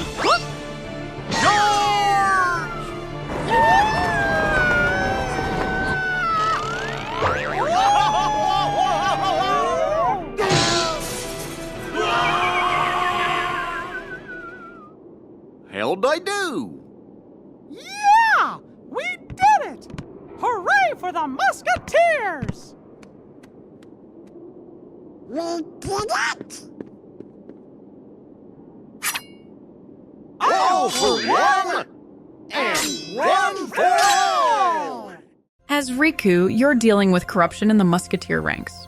The world also shows Mickey before he became king, still dreaming of adventure and heroism. It's actually touching seeing him as an underdog, though the constant switches between Sora and Riku during the final boss fight against the Wargoyle make it frustrating. Based on Fantasia, this world has no dialogue. Everything's told through music and gestures. As Sora, you help Mickey retrieve a stolen music score from the Spelican Dream Eater. You go through the Nutcracker Suite fighting brooms and dancing mushrooms. As Riku, you explore the Pastoral Symphony section before confronting young Xehanort, who summons Chernabog from Night on Bald Mountain. The boss fight happens during a special horizontal version of dive mode where you're flying instead of falling. After defeating Chernabog, young Xehanort tells Riku that he's already been to the world that never was in Sora's dreams, hinting at the twisted nature of the exam. When Sora arrives at the world that never was, things immediately go wrong. You're confronted by Xigbar, who reveals he's already part of the new organization. He tells you that you've been diving through dreams within dreams, and you're actually in Riku's dream right now. As Sora, you fight Xemnas while reality keeps glitching around you. Young Xehanort appears and puts you to sleep within a sleep, trapping you in deeper layers of dreams. You become trapped in a nightmare where you're surrounded by 13 thrones containing different versions of Xehanort. Meanwhile, when you play as Riku, you arrive at the real world that never was and realize Sora's in danger. You fight Anti-Black Coat, a nightmare version of yourself, then dive into Sora's dreams to save him. Inside Sora's heart, you find yourself in a surreal version of Traverse Town where you meet projections of Roxas, Ventus, and Xion, though Xion appears hooded. Riku reaches Sora but finds him trapped in a deep sleep. Master Xehanort appears, fully resurrected, and explains his true plan. He needs 13 vessels of darkness to clash with 7 guardians of light to forge the Keyblade. The members include various versions of himself, members of the original organization who were Norded, and others. They plan to make Sora the 13th vessel by filling him with darkness while he was vulnerable in the deepest layer of dreams. Riku, along with Mickey, Donald, Goofy, and Leah, who shows up with perfect timing and a new Keyblade, fight to protect Sora. The villains retreat but promise the inevitable clash is coming. Stop!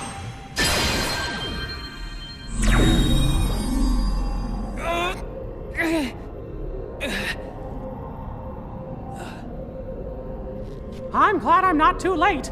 Mickey! Just grab Sora so we can go. I can't stop them for long. Okay. Mickey!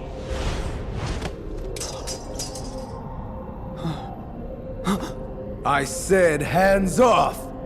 How can you be moving?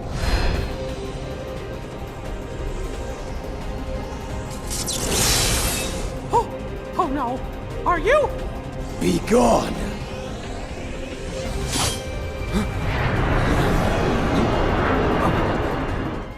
To save Sora from his sleep, Riku dives into his heart.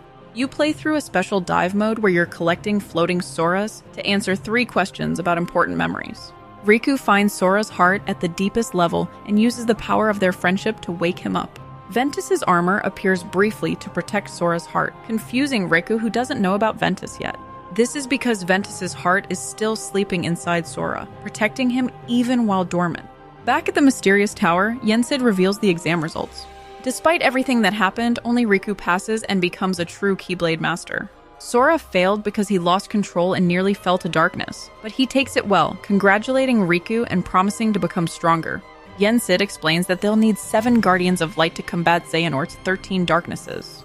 They have Sora, Riku, and Mickey as active Keyblade wielders, and they need to rescue Terra, Aqua, and Ventus. The 7th light is Kairi, who Yensid decides to train. In the secret ending, Yensid discusses with Mickey about the ancient Keyblade War and the Book of Prophecies. We see young Xehanort meeting with the mysterious Brag, not yet Xigbar, in the past, setting up his recruitment into Xehanort's plans. And that's a wrap on Dream Drop Distance, a game about taking a test where the test takes you instead. It establishes time travel as a thing Xehanort can do, introduces the concept of the 7 lights versus 13 darknesses that drives the rest of the series, and reveals that nobodies can grow hearts over time, making Xemnas an even bigger liar.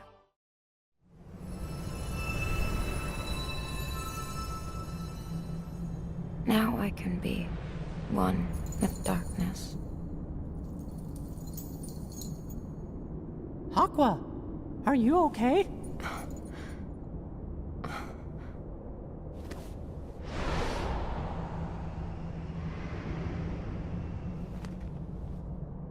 Mickey, how did... Terra! Ben! No time to talk. Dwellers of darkness. They're called Heartless!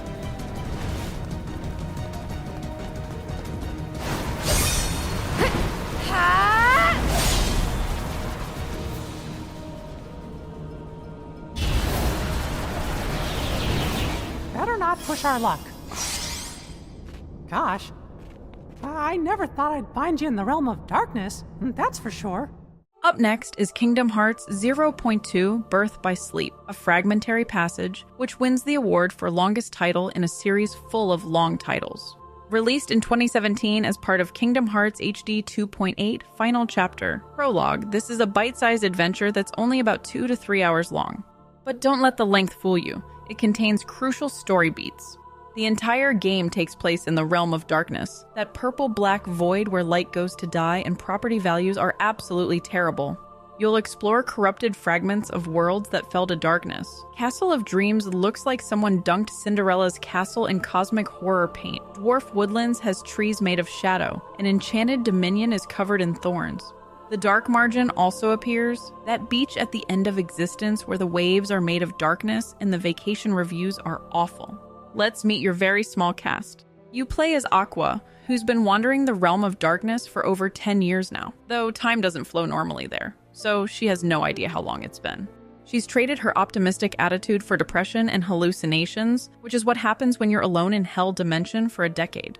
Her outfit gets progressively more tattered as the game goes on because even magical clothes can't survive cosmic darkness forever. King Mickey shows up halfway through as your companion, wielding his Kingdom Key D and bringing some much-needed hope to Aqua's darkness road trip.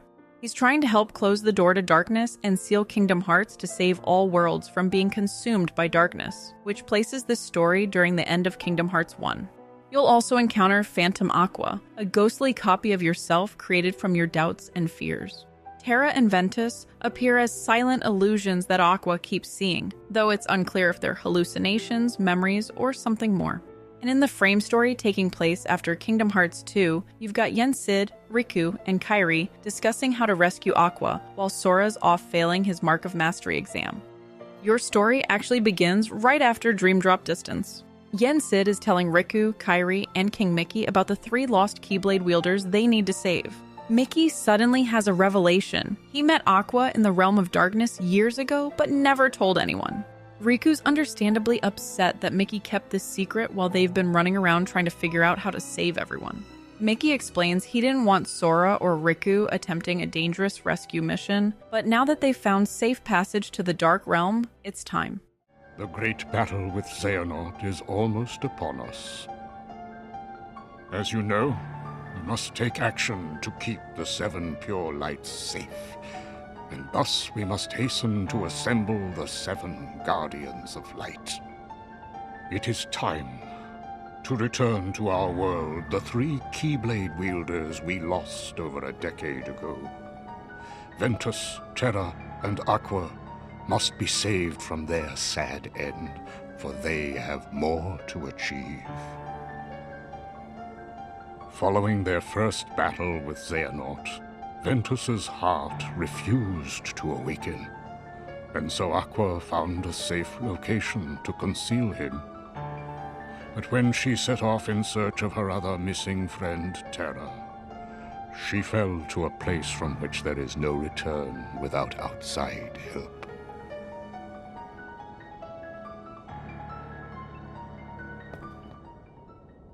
I saw her in the realm of darkness. The story then flashes back to show what happened to Aqua during her time in darkness, with Mickey narrating the tale. You start playing as Aqua right after the ending of Birth by Sleep. You've just hidden Ventus in the Chamber of Waking and fallen into the realm of darkness. The first thing you notice is that your Keyblade and armor are gone, because you sacrificed them to save Terra Xehanort, leaving yourself defenseless. You wander through the darkness until you reach the remains of Castle of Dreams. The world is wrong. Cinderella's castle is purple and twisted, the sky is full of dark crystals, and shadowy thorns cover everything. As you explore, you find Cinderella's glass slipper and have flashbacks to your time there. You discover that time flows differently here when you realize the castle has been corrupted for what feels like forever, but you just arrived. Terra appears as a silent phantom, watching you from a distance, and when you try to reach him, he vanishes. You start talking to yourself because that's what happens when you're alone in darkness. You continue to Dwarf Woodlands, where the forest is made of crystallized shadow trees. The magic mirror from Snow White appears, floating in the darkness. It tells you you're starting to belong to this place, that the darkness is becoming part of you. This manifests as Phantom Aqua, a boss fight against a ghostly version of yourself.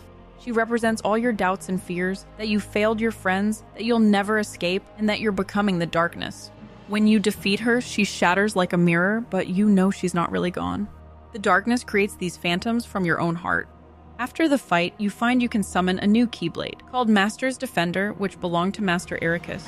Even in the deepest darkness, your connection to your master gives you strength. It's the one light you have left. In the remains of Enchanted Dominion, the thorns have grown so thick they've created a maze. There, you chase after visions of both Terra and Ventus, desperate for any connection to your friends, and the illusions lead you deeper into the thorny labyrinth. Another world I know. Terra. Ven.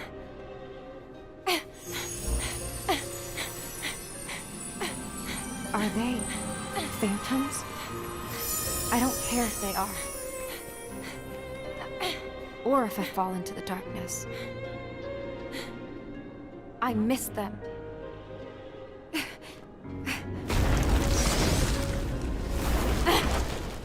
Finally, Terra's phantom speaks to you. He warns that someone is trying to find Ventus, that he is searching for the Chamber of Waking. You realize he means Xehanort, still alive in Terra's body. Terra seems to be fighting from within, trying to protect Ventus even while possessed. But then darkness overtakes him, and the phantom transforms into Terra Xehanort, attacking you before vanishing. You realize that even here, cut off from everything, the fight isn't over. Xehanort is still out there, still searching for Ventus. You've successfully hidden him, but at the cost of being unable to protect him yourself. Just when you're about to give in to despair, a corridor of light opens, and who shall appear but King Mickey? He immediately recognizes you as a Keyblade Master and explains he's searching for the Kingdom Key D, the Keyblade of the Dark Realm that can close the door to darkness. You team up with Mickey, and for the first time in years, you have a companion. Together, you fight through swarms of Heartless, including a massive demon tide, a tornado made of pure Shadow Heartless that threatens to overwhelm you both. Mickey explains what's happening in the Realm of Light, that 2 boys named Sora and Riku are fighting to close the door to darkness from the other side. He needs to help them seal Kingdom Hearts before the darkness floods all worlds. You immediately offer to help, desperate to do something meaningful after wandering aimlessly for so long. You and Mickey reach the door to darkness just as Sora and Riku, who you don't see clearly from your side, are struggling to close it. You and Mickey add your strength from the dark side, finally managing to seal the door. Mickey's Kingdom Key D and Sora's Kingdom Key work together to lock it permanently. But as the door closes, the demon tide returns with a vengeance, and hundreds of shadows swarm toward Riku on the other side. You make a split-second decision, casting yourself between Riku and the Heartless, holding them back with a barrier spell. You tell Mickey and Riku to go and that you'll be fine. As they escape, however, you're overwhelmed by the shadows, but you don't regret it. You've finally done something to help, finally protected someone. You make a promise to yourself that you'll be a wayfinder for anyone else who falls into darkness, that you'll guide them back to light.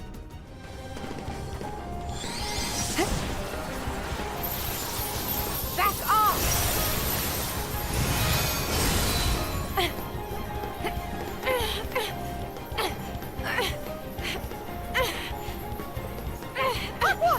Go without me! No way!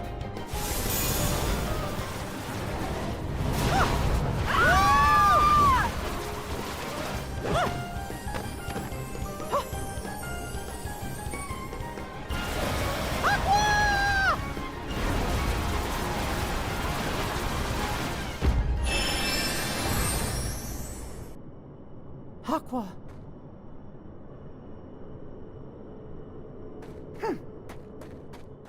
You end up at the Dark Margin, a beach where dark water meets darker sky.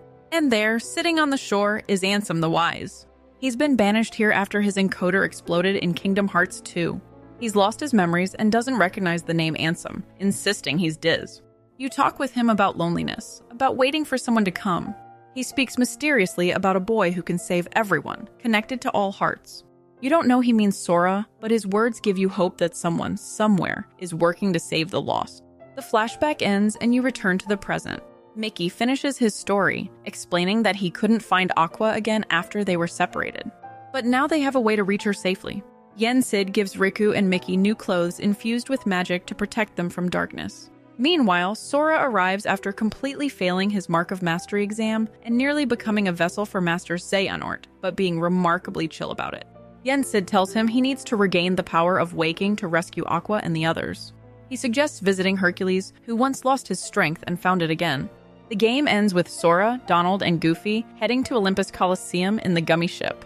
Goofy remembers Yen Sid's words, "May your heart be your guiding key," and Sora uses this to open a gateway to the world, leading directly into Kingdom Hearts 3. And that concludes 0.2 Birth by Sleep, a fragmentary passage. A tragic chapter showing Aqua's decade of suffering that connects Birth by Sleep to Kingdom Hearts 1 and 2 while setting up 3. The game proves that Aqua is the real MVP of the series, suffering alone for years to protect everyone, while Sora's hogging the spotlight. I'm going to summon Kingdom Hearts. What? Then he'll have no choice but to come back. Summoning Kingdom Hearts is forbidden! That's exactly why. The only way to get him back is to break the rules. If things don't change, the entire world is doomed. But in order to go through with it, I'll need Lux. I don't have nearly enough. You always do the right thing. Help me with this. I'm sorry. I know you want the Master to return. But you don't know how summoning Kingdom Hearts will affect the rest of the world. The Master, he forbid it for a reason. I'm afraid I can't help you. I see.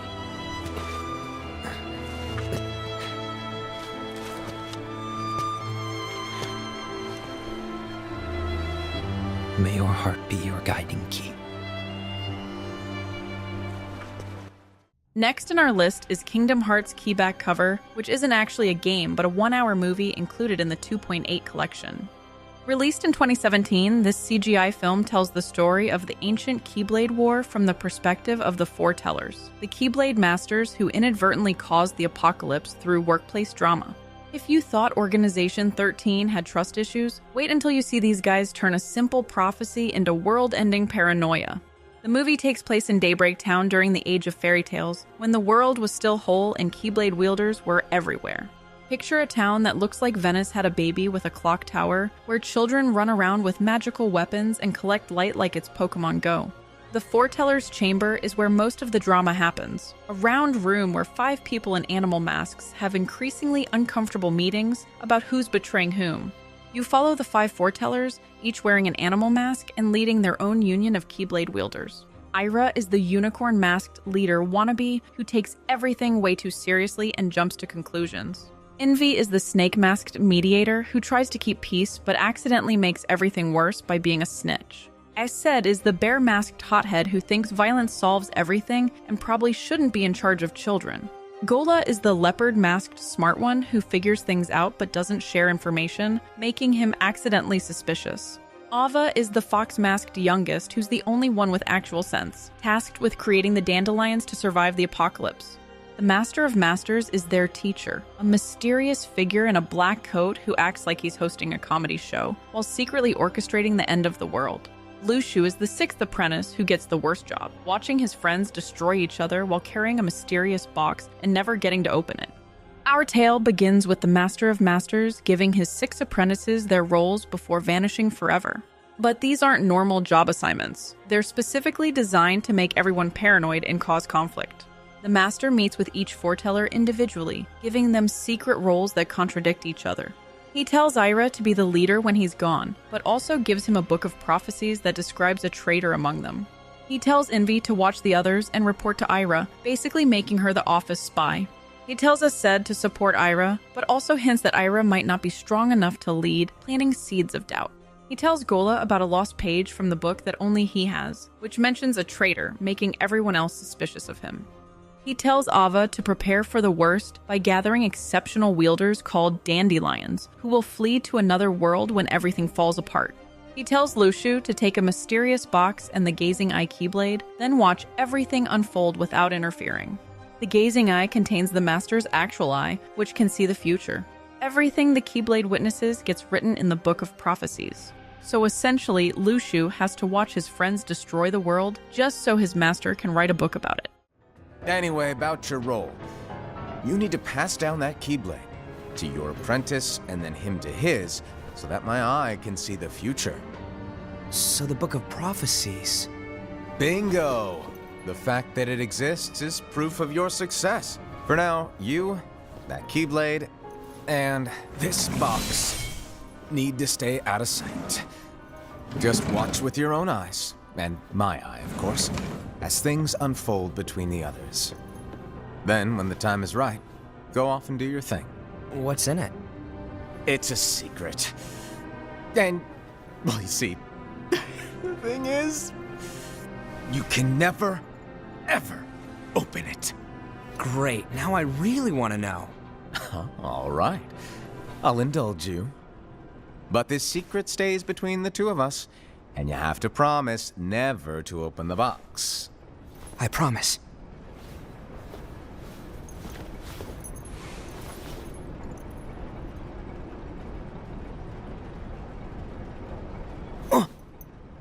But why? After the Master vanishes with Lushu, the 5 foretellers try to work together, but the seeds of doubt are already planted. They're all gathering Lux, aka Light, from defeating Heartless, which seems noble until it becomes a competition between unions.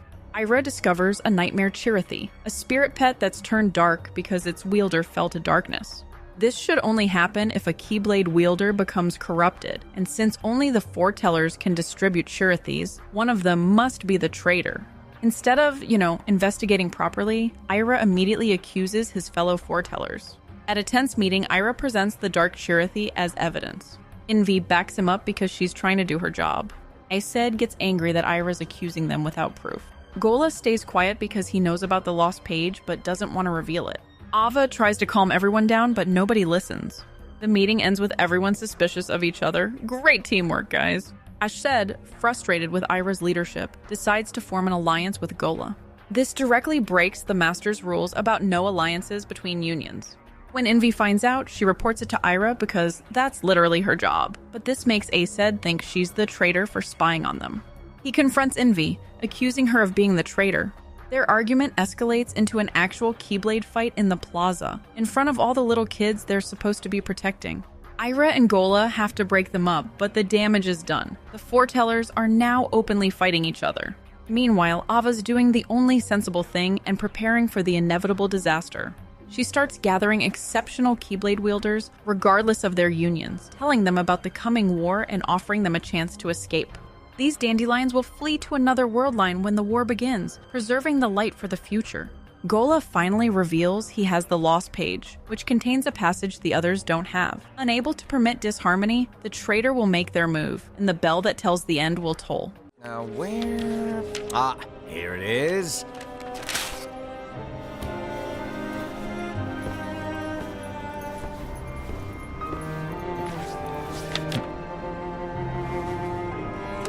What's this? Go on, read it. This is from the Book of Prophecies. But it's a page that's not in any of your books. And what's written here is... Your role. You must find the traitor hidden among you, and stop them before it's too late. And in order to help you find the traitor... I get it. That's why you gave us all different roles, isn't it? If anyone deviates from the job they were given, we can easily conclude that they are the traitor. It's brilliant. Way to steal my thunder, show off. It's not fair. My plan was supposed to blow your mind with its grandeur. Your jaw should have hit the floor at my sheer genius. But was my logic flawed? Oh, you're right. So, I guess now you've earned your time in the limelight. Even though there is a traitor, act normal and keep focused. Trust no one but yourself. This reveals that the traitor's motivation is trying to prevent disagreement, which ironically describes literally all of them. The Lost Page also mentions that the Master will return when the bell tolls. Gola becomes obsessed with this, deciding that if they can't prevent the war, they should summon Kingdom Hearts to bring the Master back. Iced finds out about Gola's plan and they fight. He nearly kills Gola, who's saved at the last moment by Ava, who heals him, but their conversation reveals how far gone everyone is. They're all trying to prevent the prophecy while simultaneously fulfilling it through their prevention attempts. Desperate for answers, Ava tracks down Lushu at the outskirts of Daybreak Town. She hasn't seen him since the Master disappeared and wants to know where he's been. Lushu's been doing his job, watching and waiting, letting history unfold as the Master said. Ava asks about the Master's whereabouts, but Lushu says he doesn't know and doesn't care. His role is just to watch and pass on the Keyblade to the future.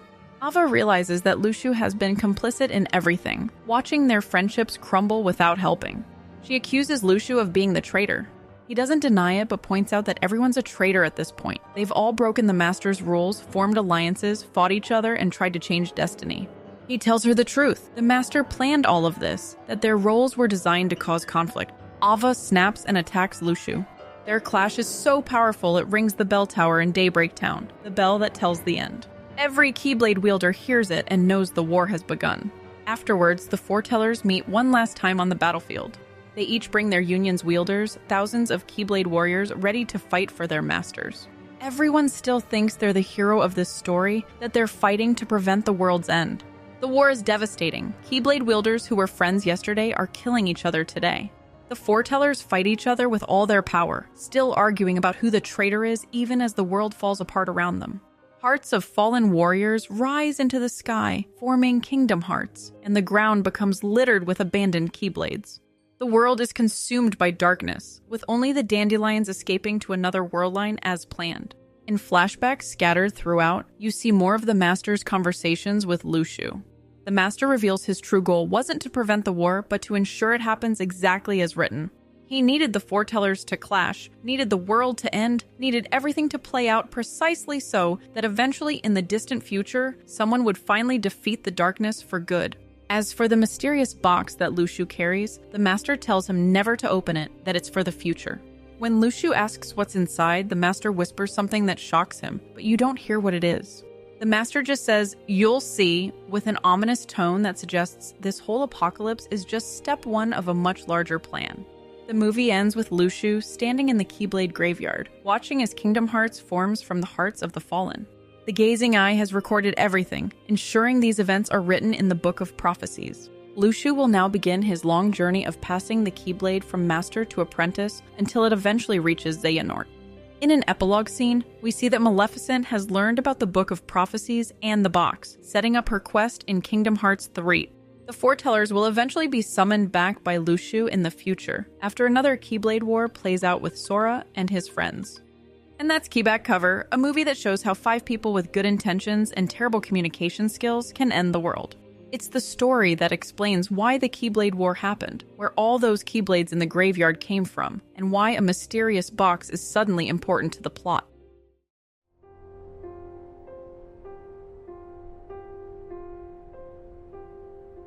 Have you heard of the ancient Keyblade War? Huh? Of course I have. Long ago, Keyblade wielders waged a war over the ownership of light. Yeah, the Master's favorite story. I wonder what they planned on doing with Kingdom Hearts after making it appear. Who knows? I don't get why anyone would initiate a war. So, you know the Lost Masters? Who? They're the ones who started the Keyblade War. Never heard of them. Where'd you hear about that? Or, they're the ones for whom the war started. I'm not following you. You can drop the facade. Facade? On that land shall darkness prevail and light expire. A prospective Keyblade master should know this. If you say so. The gazing eye sees the fate of the world. The future. It's already been written. Really? I'm not so sure about that. Besides, who's to say I can't change it? And maybe light will prevail. Pretty confident. But things aren't in your favor. Perhaps, but unlike darkness, there's more to light than meets the eye. You might be surprised. Oh, I hope so.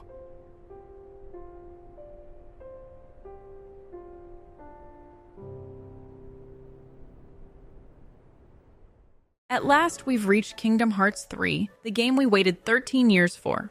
Released in January 2019 for PlayStation 4 and Xbox One, this is the conclusion to the Darkseeker saga, which means Xehanort's retirement party involves trying to destroy the universe one last time. You'll visit more worlds than ever, split between Disney and Pixar properties. Let's meet your cast for this supposedly final showdown. You play as Sora, who has lost most of his powers after failing his Mark of Mastery exam.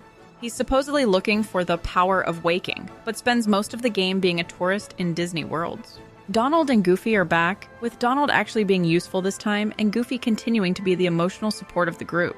Your 7 Guardians of Light include Riku, now a Keyblade Master with a new haircut, King Mickey who finally fights alongside you properly, Aqua who you'll rescue from darkness, eventually, Ventus who wakes up after a decade-long nap, Terra, whose heart you'll extract from Terra Xehanort through the power of friendship, Lee, who insists you call him Axel and wields a Keyblade now, and Kairi, who trained off-screen, and unfortunately it shows.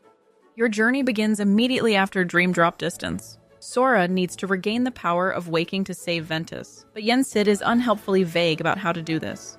He suggests visiting Hercules in Olympus Coliseum, who once lost and regained his strength. In Olympus, Hades has freed the Titans to attack the gods, while Hercules has lost his strength saving Meg. You fight all 4 Titans in epic boss battles, including a Kingdom Hearts original Tornado Titan. Hercules regains his strength through his desire to protect Meg, which teaches you absolutely nothing about the power of waking. But hey, you get the ability to run up walls now. So, Sora, is there a reason you guys are visiting? I'm guessing it's not just for the cheese and olives. Oh, yeah. It sounds like somebody forgot. I just took my time remembering. Herc, I came here so I could ask you something. Ask me? Yeah. do you remember the last time we were together? You were feeling down and out. How'd you get your strength back? When you jumped in and saved Meg? That's tough. All I know is that she was in trouble. Suddenly, I wanted to save her with all my heart, but it's not like I could tell you how. Oh, man. What's wrong? All my strength is gone from me, too. That's why I need you. Because I was hoping you might have a solution or something. I'm sorry, Sora.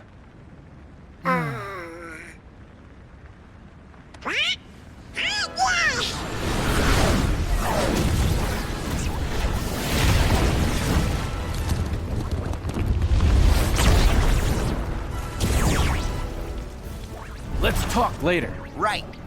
Once we've dealt with these guys. Throughout your journey, you keep having vague conversations with young Xehanort and other organization members who pop in to taunt you about not having enough Guardians of Light.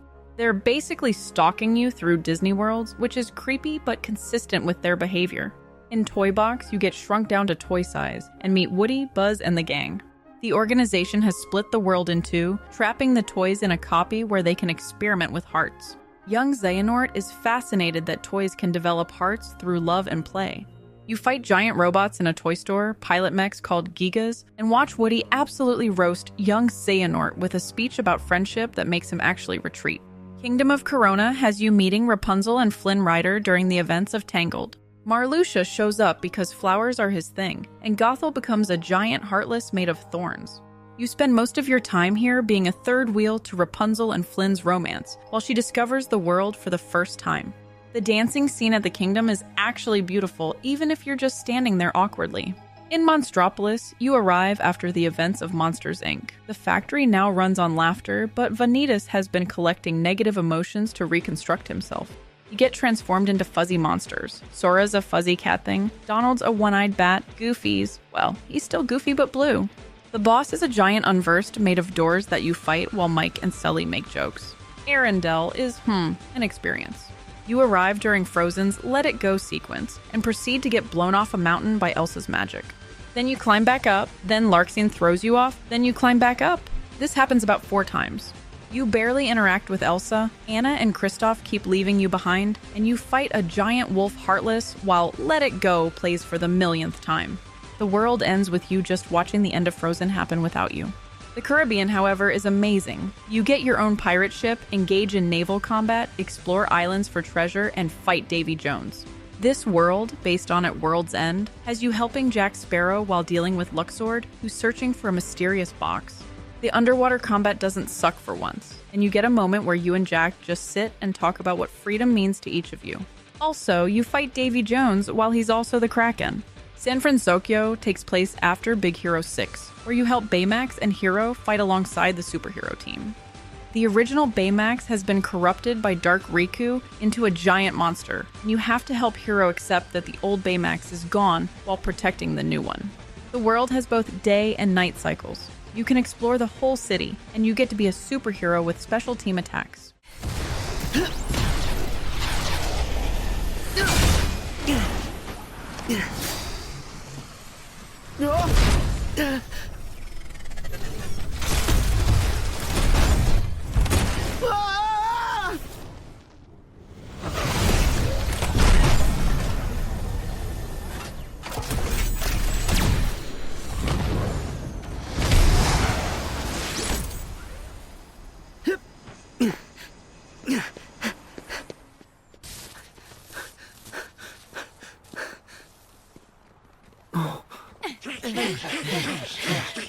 Guys. Hero.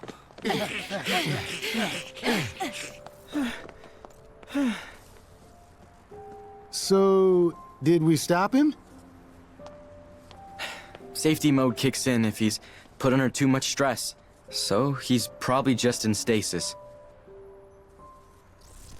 We'll have to destroy the chip if we want to be certain. But... are you sure? Yeah, dude. You don't need to go that far. Maybe we can find another way.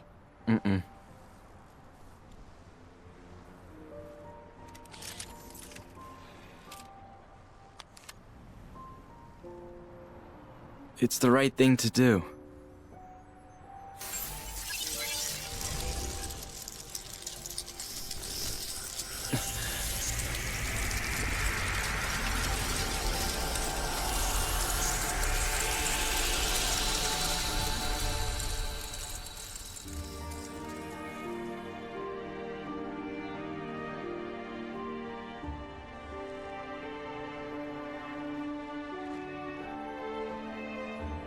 Tadashi would have done the same thing.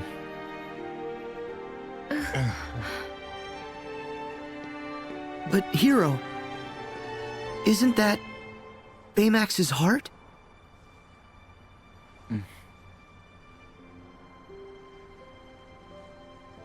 It's okay. Baymax is here. I should be the one.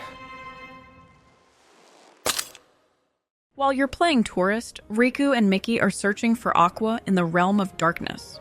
They find her at the Dark Margin, but she's been corrupted by darkness after being alone for over a decade. She's now anti-Aqua, with yellow eyes and white hair, furious at being abandoned. Their first rescue attempt fails spectacularly when Demon Tower Heartless destroy Riku's Keyblade and nearly kill them both. They retreat and get new Keyblades from Yen Sid, all while you continue taking selfies with Disney characters. Kairi and Leah are training with Merlin in a place where time doesn't flow, but you only see this in optional cutscenes. Leah's struggling with his Keyblade but trying his best, while Kairi writes letters to Sora that she'll never send. They share sea salt ice cream and Lee cries remembering Shion without knowing why. After visiting all the Disney worlds and still not having the power of waking, everyone reconvenes. Riku and Mickey failed to save Aqua. You've accomplished nothing concrete, and the organization has been preparing for the final clash. So you finally decide to go save Aqua yourself. Using Master Ericus's Keyblade that washed up on Destiny Islands, you open a path to the realm of darkness. In an epic battle, you fight anti-Aqua and purify her with the power of friendship, and also by hitting her really hard with a Keyblade. With Aqua saved, you immediately head to Castle Oblivion. Aqua transforms it back into the Land of Departure and opens the Chamber of Waking where Ventus has been sleeping. You use the power of waking, which you apparently had all along, to dive into Ventus's heart and wake him up. But Vanitas was hiding inside Ventus's heart, and he escapes to rejoin the organization. The 7 Guardians of Light assemble at the Keyblade Graveyard for the final battle. Your team is Sora, Riku, Aqua, Ventus, Mickey, Kairi, and Lee. Donald and Goofy are honorary members because they're not letting you face danger alone. Immediately, everything goes spectacularly wrong, however. Terra Xehanort appears and defeats Ventus and Lee in seconds. A massive demon tide appears, and despite your best efforts, it kills everyone. Kairi gets grabbed by Xemnas, Lee gets knocked out trying to save her, Donald and Goofy sacrifice themselves protecting you, and everyone else gets overwhelmed. You're left alone as the darkness swallows you. But then you wake up in the final world, a place between death and afterlife. You're scattered into pieces and have to collect yourself. You meet a star made of light who tells you about someone important to her in another world. It's Strelitzia talking about Quadratum. Naminé's star appears and tells you that everyone still has a chance. You use the power of waking to rescue everyone's hearts before death claims them, then travel back in time to just before the demon tide attack. This time, the Lingering Will, Terra's armor, appears and holds off Terra Xehanort while you handle the demon tide. The organization creates a labyrinth where you split into groups for boss battles. Riku and you fight Xigbar, Dark Riku, and Ansem. During the battle, the Riku replica sacrifices himself to help Naminé return to life, leaving an empty replica body for her. Mickey and you battle Marluxia, Luxord, and Larxene. Luxord gives you a wild card that could turn the tables before fading away, showing respect for you as a worthy opponent. Aqua and Ventus fight Vanitas and Terra Xehanort.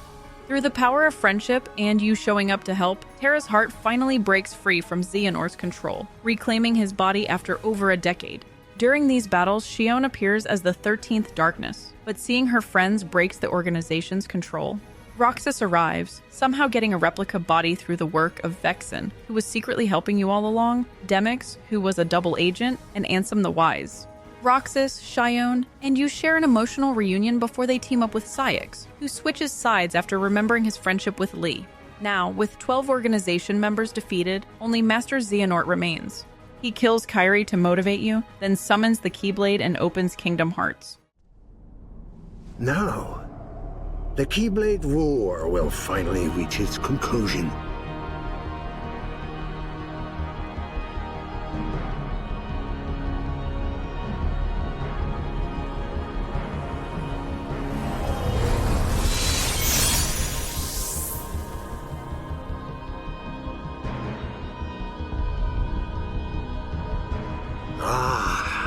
The Keyblade is complete. Kingdom Hearts, I call upon your true form. Open now and show me the world to come.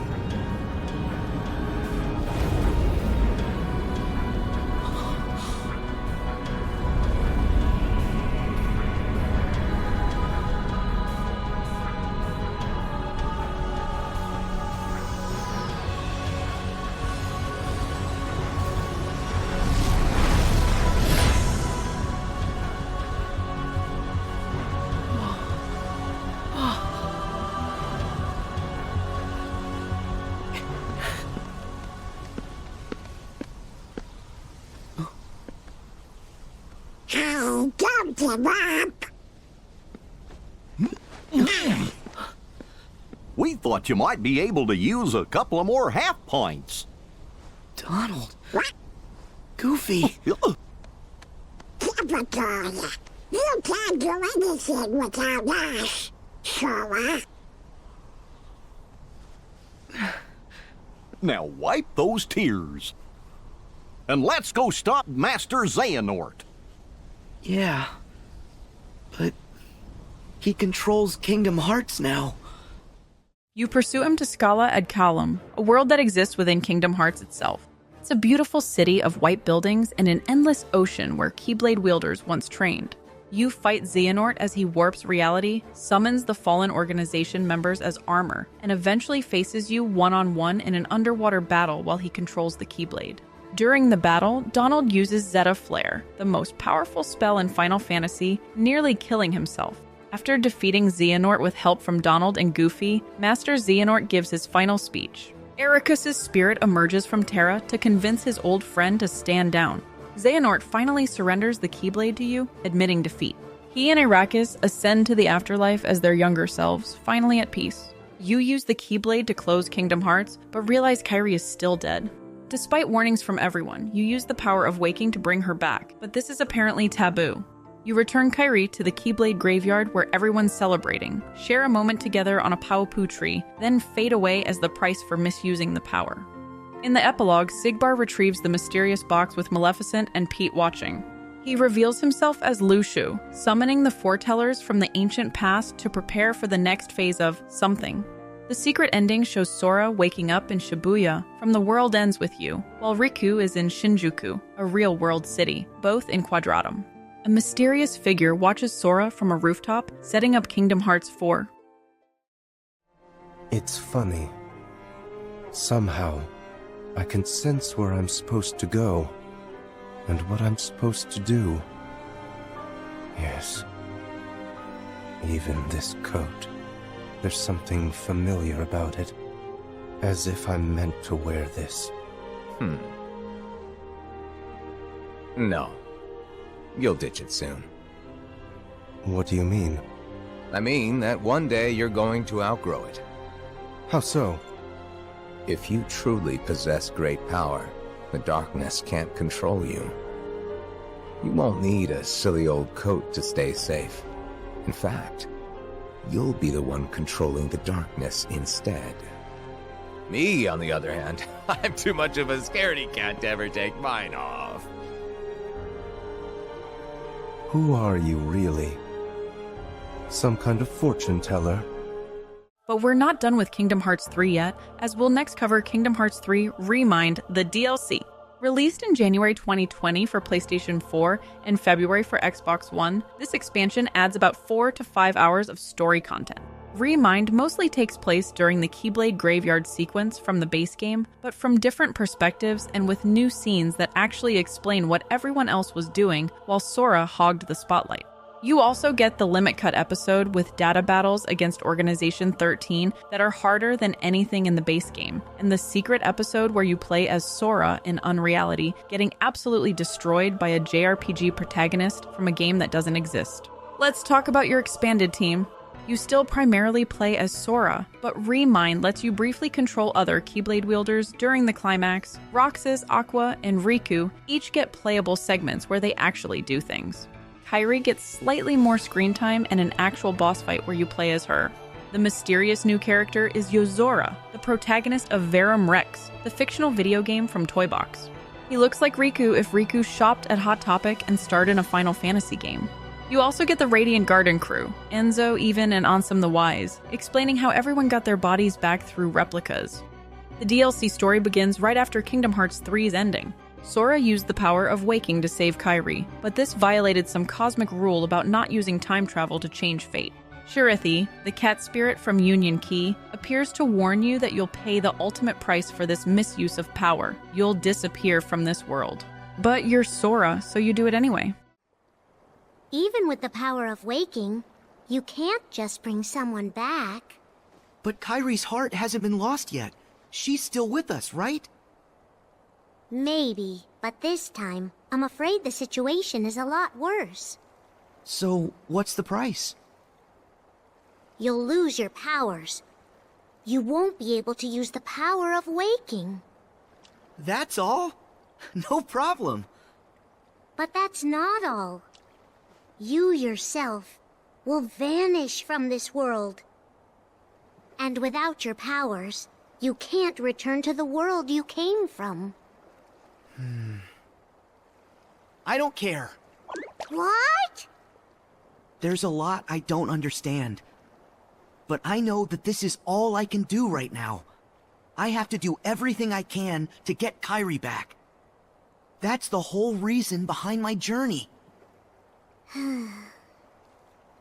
I can't stop you, can I? You travel back in time to the Keyblade graveyard battles, but this time you're going to trace the hearts of the 7 Guardians to find Kairi. This means experiencing the battles from different perspectives while searching for clues about where Xehanort hid Kairi's heart. The game immediately shows you that while you were fighting in the base game, everyone else was having their own dramatic battles. The camera pulls back to show multiple fights happening simultaneously. That's right, it wasn't just you doing everything. You start by diving into different Guardians' hearts during the battles. Through Ventus's heart, you help him fight Terra Xehanort and experience his anguish at seeing his friend possessed. Through Aqua's heart, you witness her desperation to save Terra and her determination after a decade in darkness. During the Demon Tide sequence that killed everyone, you see what actually happened differently. Mickey reveals he knows about this moment from his research into the Book of Prophecies. He anticipated the Demon Tide and tries to use ultimate magic to stop it, but it's not enough. This explains why he was so prepared when you reset time. When playing through Roxas's segment, you actually control him as he arrives to save Xion. You fight Saix together with Xion, experiencing their emotional reunion from Roxas's perspective. He tells Saix he knows about their past friendship, that Lee told him everything, and offers forgiveness even as they fight. The biggest addition is playing as Kairi during her battle with Xemnas. After being kidnapped again, she doesn't just wait for rescue. You control her as she fights against Xemnas alongside Sora, showing she actually learned something from her training with Lee. During this battle, Xemnas reveals more about Kairi's past. He knows about her childhood in Radiant Garden, how Xehanort used her for experiments, and why she's so important to their plans. Kairi confronts her past trauma while fighting, making her more than just a plot device to motivate Sora. The battle is genuinely challenging, with Kairi having her own unique combat style mixing magic and quick strikes. She and Sora fight together with combination attacks, showing they're equals in battle when given the chance. When you reach Scala ad Calum for the final battle with Master Xehanort, Remind massively expands this section. Instead of just fighting through a few areas, you explore more of the city. You learn this was where Xehanort and Ericus trained as youths, and the city holds memories of their past.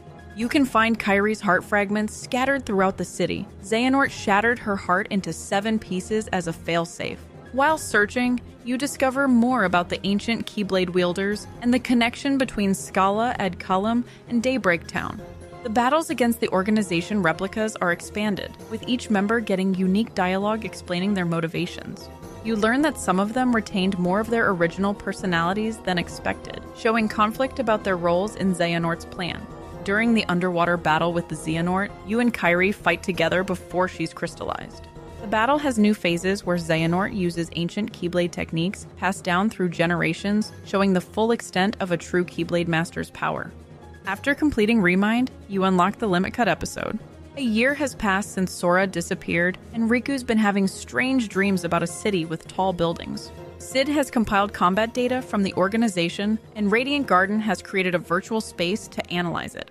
You enter this data world as Sora to fight 13 superpowered versions of the organization members.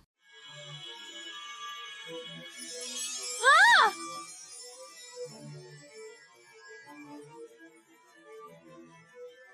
Fairy Godmother! Oh, I hope I didn't startle you. Not at all. What brings you here? Well, dear, I was asked to come by Merlin and Master Yen Sid. Now, where is... Oh, Riku. Yes, Riku is his name. Here, I'm Riku. Why, it's nice to meet you. Now, I'd like you to tell me about the dreams that you've been having, dear. Huh? My dreams? There's one. It was dark, and I was surrounded by tall buildings. I was looking around for Sora when I felt someone watching me from way up high.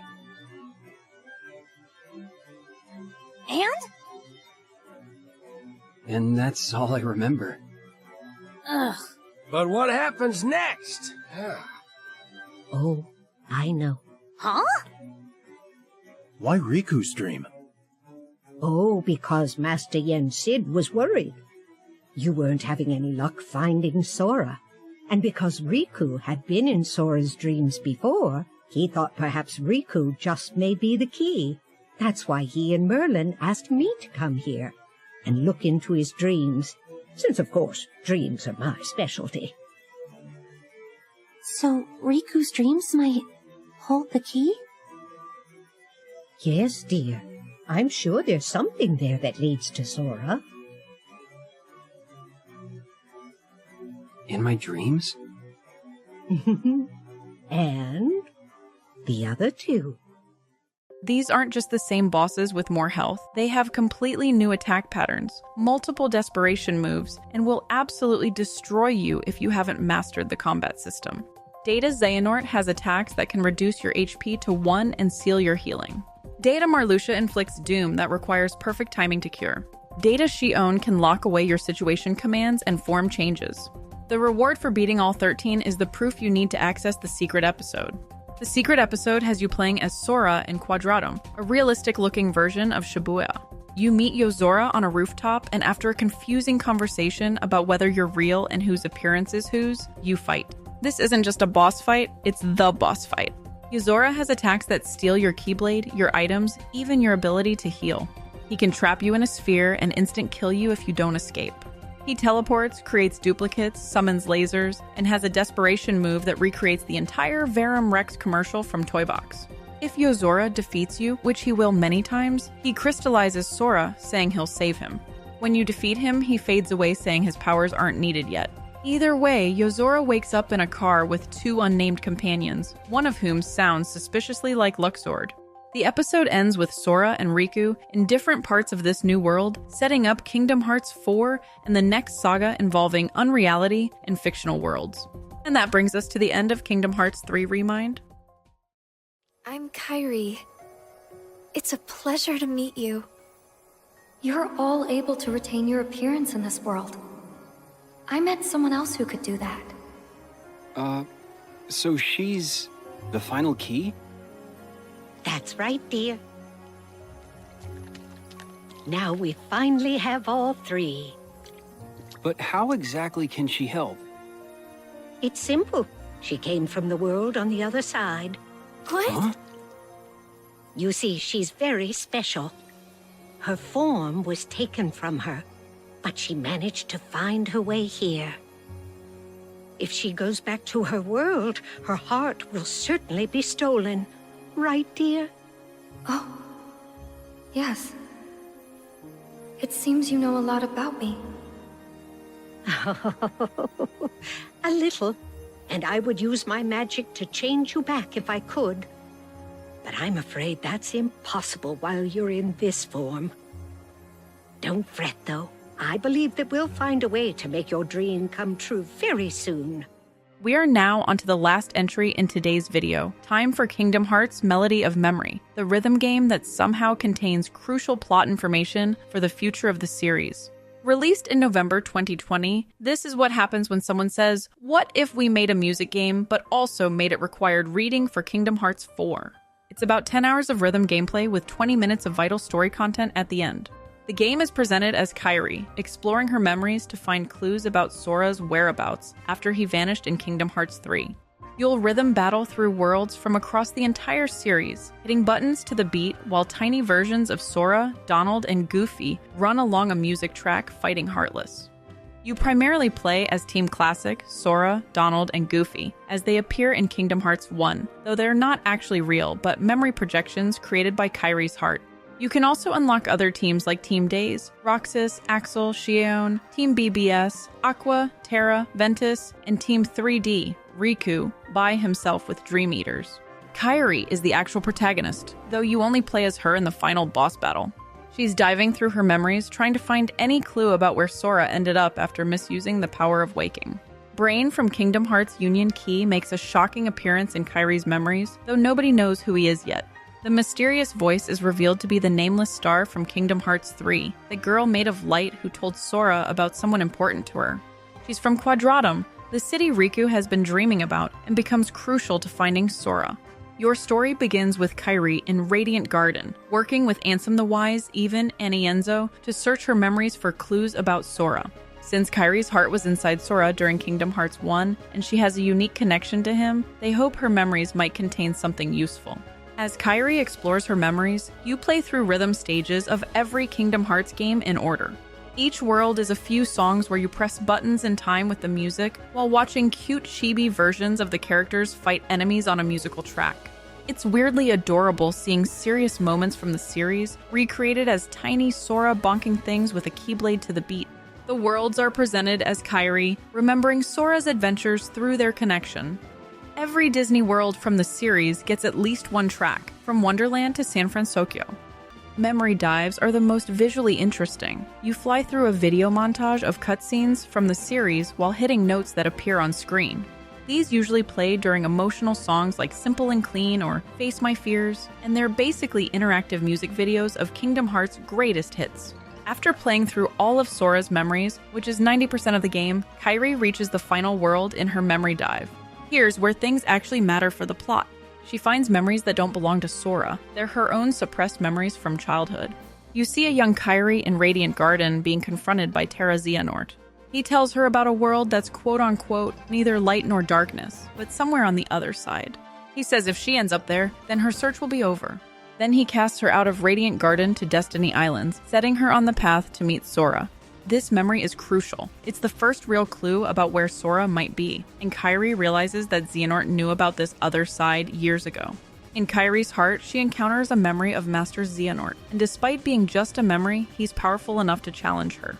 This leads to an actual gameplay section where you play as Kairi in a rhythm-based battle against Xehanort. The battle is surprisingly emotional, with Xehanort taunting Kairi about her weakness and how she's always needed saving. Kairi fights back, declaring that her connections to others are her strength. The music shifts between Xehanort's theme and Kairi's theme as the battle progresses. Just when Xehanort is about to win, Sora's heart connects with Kairi's from wherever he is, and you get a brief moment controlling Sora as he helps Kairi defeat the memory. This proves Sora is still alive somewhere, just not in their reality.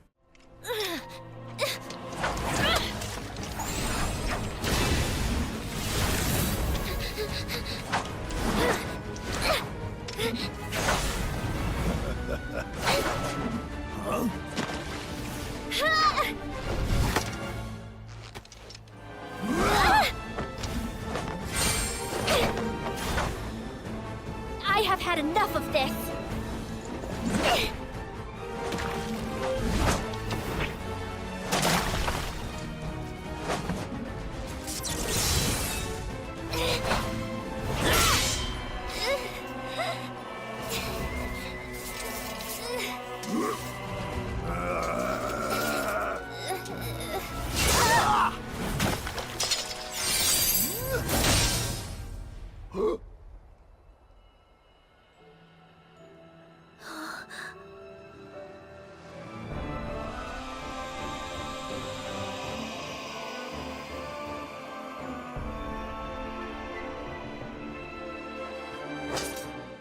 After defeating Xehanort's memory, Kairi wakes up in Ansem's lab, and she shares what she learned with Ansem, the Wise, Even, and Ienzo. They discuss Xehanort's words about the other side, and Ansem has a revelation. If their world is reality, then the other side would be unreality, a fictional world. We're not talking about parallel worlds or sleeping worlds, but fictional worlds that exist outside their reality entirely. Riku arrives with news that he's been having dreams about a large city with tall buildings. The fairy godmother appears and reveals that to find Sora, they need 3 keys. Kairi's memories? Check. Riku's dreams? Check. And someone from the other side. The fairy godmother takes Riku and Kairi to the final world, where they meet the nameless star again. This star is revealed to be from Quadratum, the very world they're looking for. She recognizes Riku's description of the city from his dreams. It's her home. The nameless star, later revealed in interviews to be Strelitzia from Union Key, agrees to help them reach Quadratum. She can't return there herself because someone stole her body, but she can act as a portal for someone with the power of waking. Riku decides to go alone to Quadratum to find Sora, using his power of waking and the nameless star as a gateway. Kairi stays behind to continue training with Aqua, finally committing to becoming stronger so she won't need saving next time. The game reveals that while Kairi was searching her memories, everyone else has been looking for Sora too. Donald and Goofy have been traveling to every world they've visited, asking if anyone's seen him. Mickey's been investigating Scala ad Calum for clues about ancient Keyblade masters and their connection to unreality. Aqua, Terra, and Ventus have been searching the Realm of Darkness in case Sora ended up there. Even Roxas, Axel, and Shion have been using Twilight Town as a base to coordinate searches across data worlds. But none of them found anything because Sora isn't in their reality anymore. He's in Quadratum, a fictional world that shouldn't exist by their understanding of how worlds work. The ending directly sets up Kingdom Hearts 4 and the Lost Master arc. We now know Sora is in Quadratum. Riku's going after him alone. The Master of Masters is still out there with his mysterious box, and the Foretellers have been summoned to the present. And there you have it, friends, the complete Kingdom Hearts saga so far. After 13 years of releases, we've watched Sora grow from an island kid into a universe-hopping hero who literally rewrote destiny and disappeared for it. The Darkseeker saga is over, Master Xehanort is defeated, everyone who died got better, and now we're heading into the Lost Master arc. We've learned that hearts can exist everywhere at once. Time travel has rules nobody follows, and one bald man's body-snatching scheme caused every problem ever. Kingdom Hearts 4 is coming, and if these games taught us anything, it's that we're in for another wild ride. Thank you as always for joining me, and see you in the next one, friends!